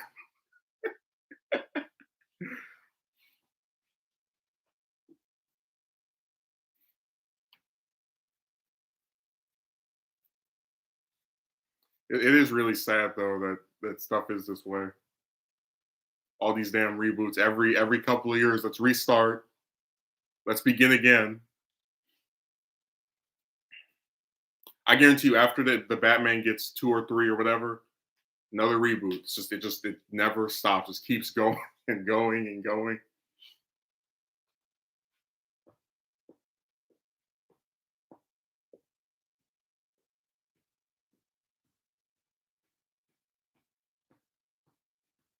I'm still laughing at Dark Knight Rises. Like, oh yeah, at the end of Dark Knight, he can take it. It's like, no, he can't. That's why he sat in his house for 8 years. How was he enduring when he gave up fighting crime for 8 years after running out of ideas? So let's just do some more reboots for the. And it sucks because like when you have a continuous universe, right? Like just four, five, six, seven, eight movies all in the same like continuity. You actually get to have an ongoing story that has me more interested because I'm seeing the characters, grow. Um, and unfortunately, because we're so used to three being the magic number to end this stuff at, I can't get excited for it because I know that after one more movie, two more movies, restart. So it's hard. Like they've this stuff has really made itself less interesting to me as a result of just having this really simplistic pattern that it never wants to break away from. Like the MCU has apparently given us Captain America 4, but it's not Chris Evans, so it's like how is that Cap 4? Like just call it something else.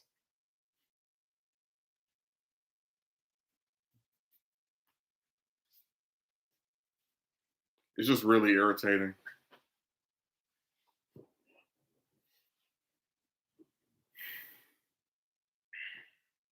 All these reboots.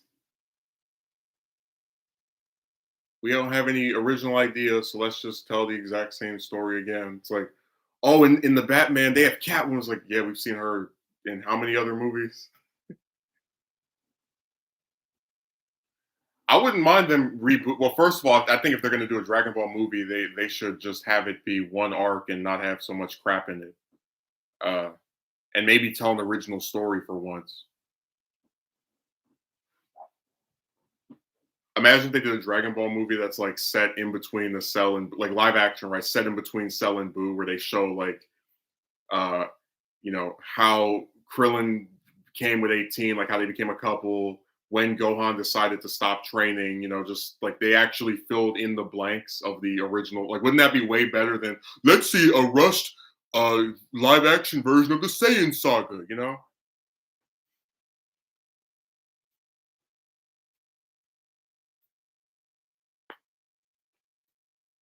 They always tell the same story over and over again.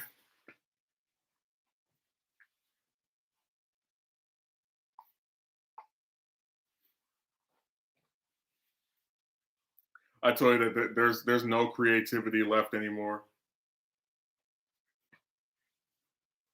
You know what sucks even more, came? If they wanted to go really hard in the idea of this is like canon to the original manga, it's just in live action, they could have the Funimation and Japanese voice actors for each character reprise their role and like voice them in this like time period set between Cell and Boo. Because you've got 7 years of stuff to work with.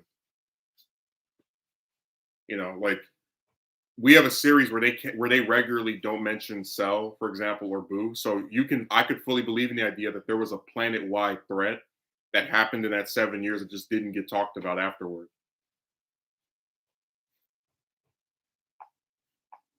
Like they show that they don't mention like big stuff that happened to them. So it makes a lot of sense that something could have happened during that time, um, you know, that they had to deal with without getting help from Goku.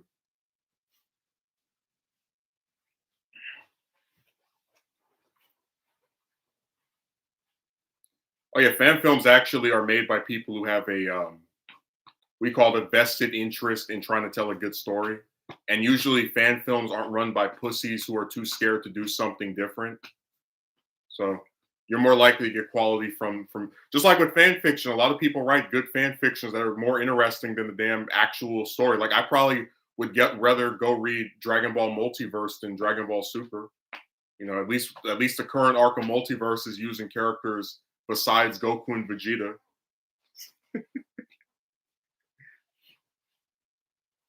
I tell you, the funniest thing was realizing that Multiverse has been going on longer than the actual Dragon Ball manga. That was only 11 years. Multiverse been going on for 13. They're more committed to it than the guy who created it. Wow.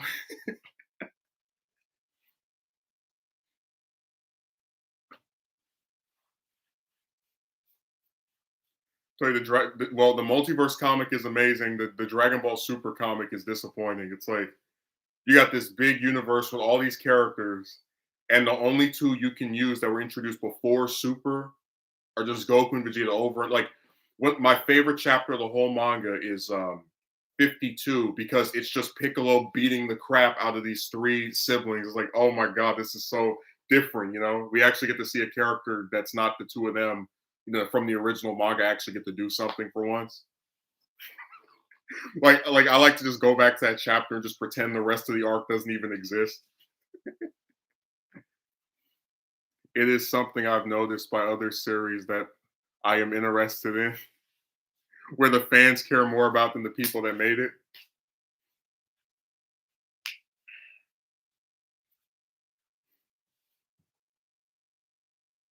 I remember this one guy wrote, yeah, there are 15,000 transformations. This one guy wrote a story that was all about the Boo forms all being together, and it was like Fat Boo as the main character having to like stop, not the main character, but I guess the lead protagonist that has to stop, Super Boo and Kid Boo with the help of the others.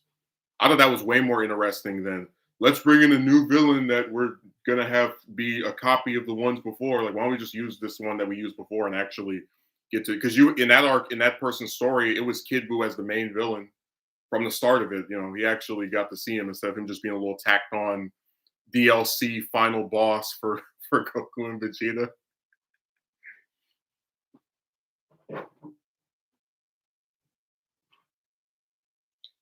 Man, why is every time I do a stream I get called over and over? But then when you're not doing one of these, people don't call.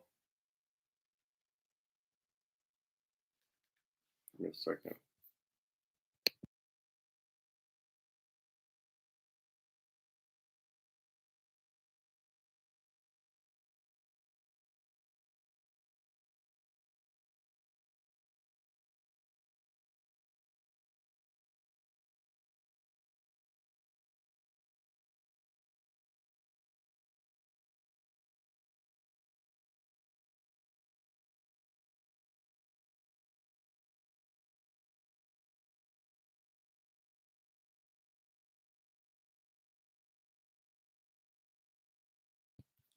Such a shame. Dragon Ball has so much wasted potential due to not using the majority of the cast. Therefore, we should rename it as the Goku and Vegeta show.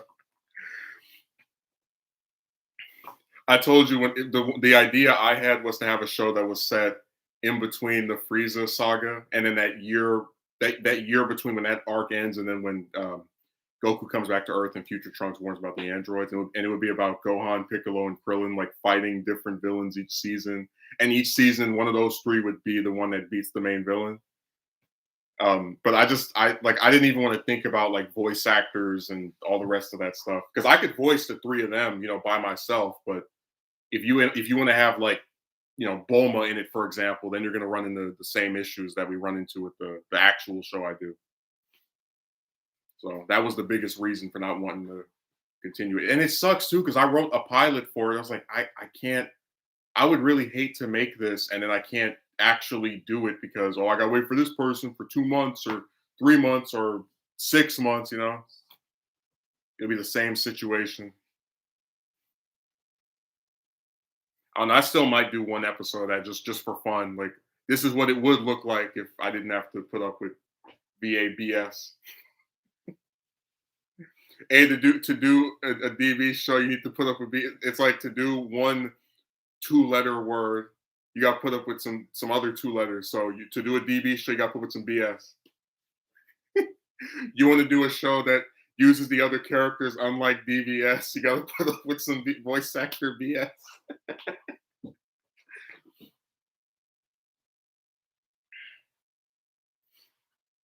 And Kame says he's sick and tired of the Goku and Vegeta show, but guess what? You go to his house, he's got all the super volumes all lined up. He's like, I'm a completionist.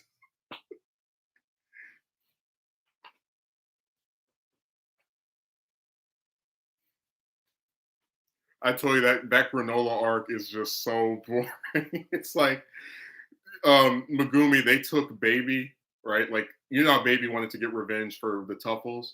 They took him, removed his possession powers, had him wish to be the strongest, and like that's literally who the current villain is. Like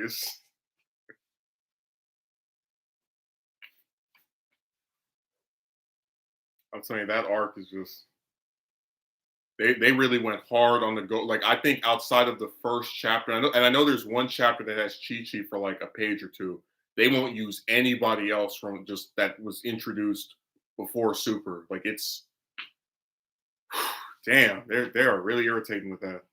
It's like they have some kind of like clause. Like I can only use characters from the original that aren't Goku and Vegeta once every 30 chapters. Like it's lame. The Goku and Vegeta show.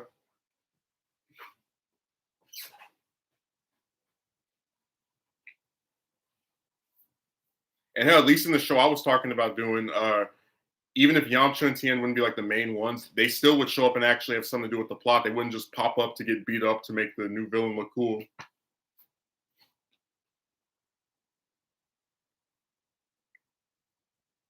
I know that's one of the biggest reasons why I'm not interested in watching Super fully. You're not missing much. There's like I could make a list of the episodes that I would go back and watch because they use someone I think is really cool or they do something nice. But outside of the Tournament of Power, I probably would only watch maybe like 10 episodes of that show altogether. Because I remember I told you the Universe 6 tournament, like the 3 fights that Vegeta had were really good, along with the fight Piccolo had, even though I didn't like that they sidestepped him for Vegeta. Like they find out that he lost because his opponent was cheating. They're like, no, step aside, Piccolo. We're gonna have Vegeta steal your spotlight. And they have Vegeta beat the next 3 guys. I'm like, oh my god, they're gonna have him win the tournament. Nope. And then I don't even want to get started with that Goku Black stuff. I wonder who Goku Black is. It turns out he was made after Zamasu wished to be in Goku's body after he lost to him. But it doesn't make any goddamn sense because Goku only met Zamasu when he was looking for Goku Black. So he created himself? I don't know, like who. Oh, that arc. Again, there's some good episodes. It has the single worst ending of any arc in this entire franchise. I would never watch that thing fully again. That was horrible.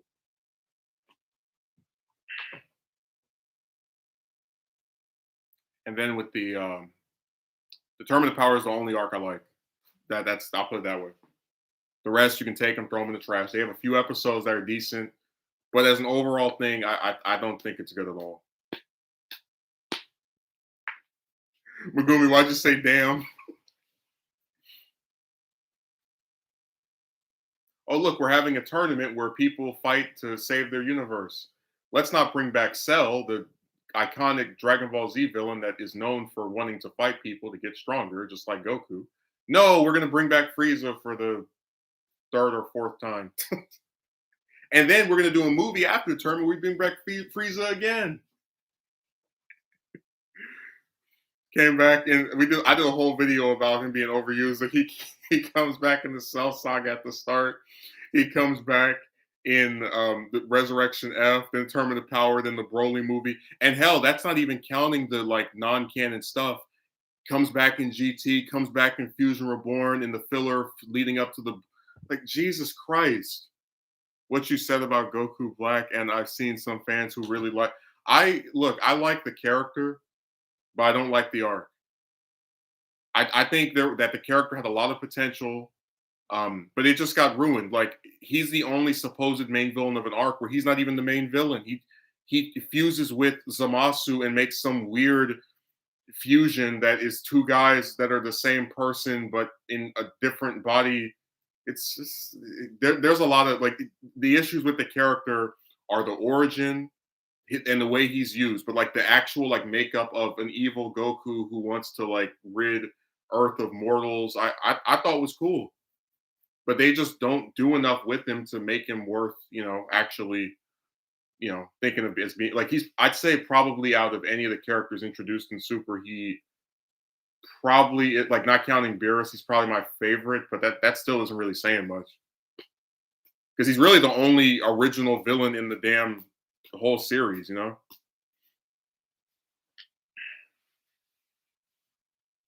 It's just so sad that like they could have had something so interesting with this evil Goku who could like trick his friends into thinking he was, and they just don't do anything with it. They just have him sit in the future timeline, going around blowing stuff up while Trunks trains, and then he give him this transformation that comes out of nowhere.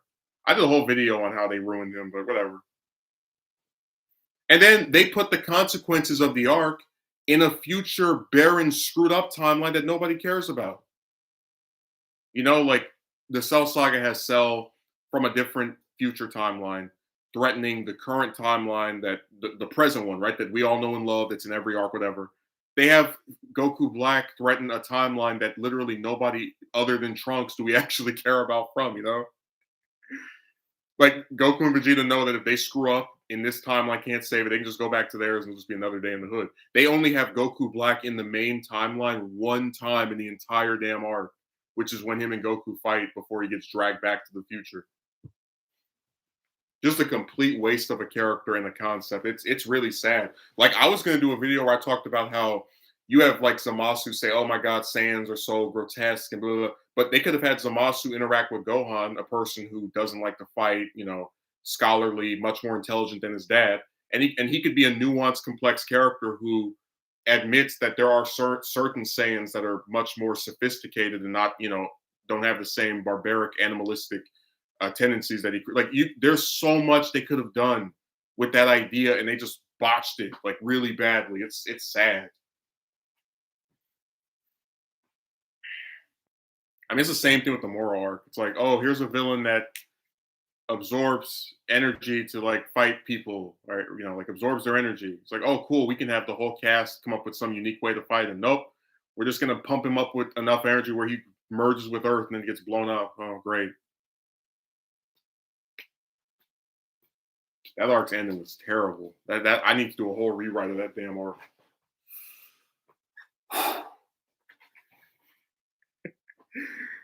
I told you after the moral arc and then reading a couple of chapters of the one, I was like, no, I'm good.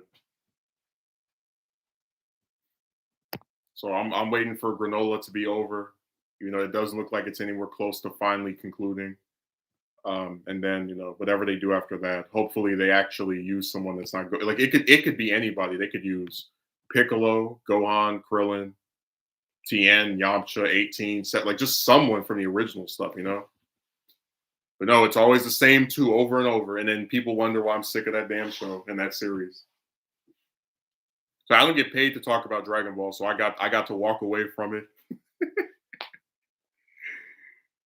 Yeah. I think the only thing they're doing that sounds remotely interesting is the new movie, and even then, we still barely know anything about it. It's probably just gonna be more of the Goku and Vegeta stuff. But look, it's been 2 hours. I'm gonna get off of here. Thanks for watching. I'll do another stream on Monday. I'll see if I can put up the DVD video tomorrow. I appreciate the heightened number of views on it because for a while it was like nothing. So thanks, Megumi, James, Kame, Akatsuki Merchant before he disappeared. He has a little cameo at the start. Thanks.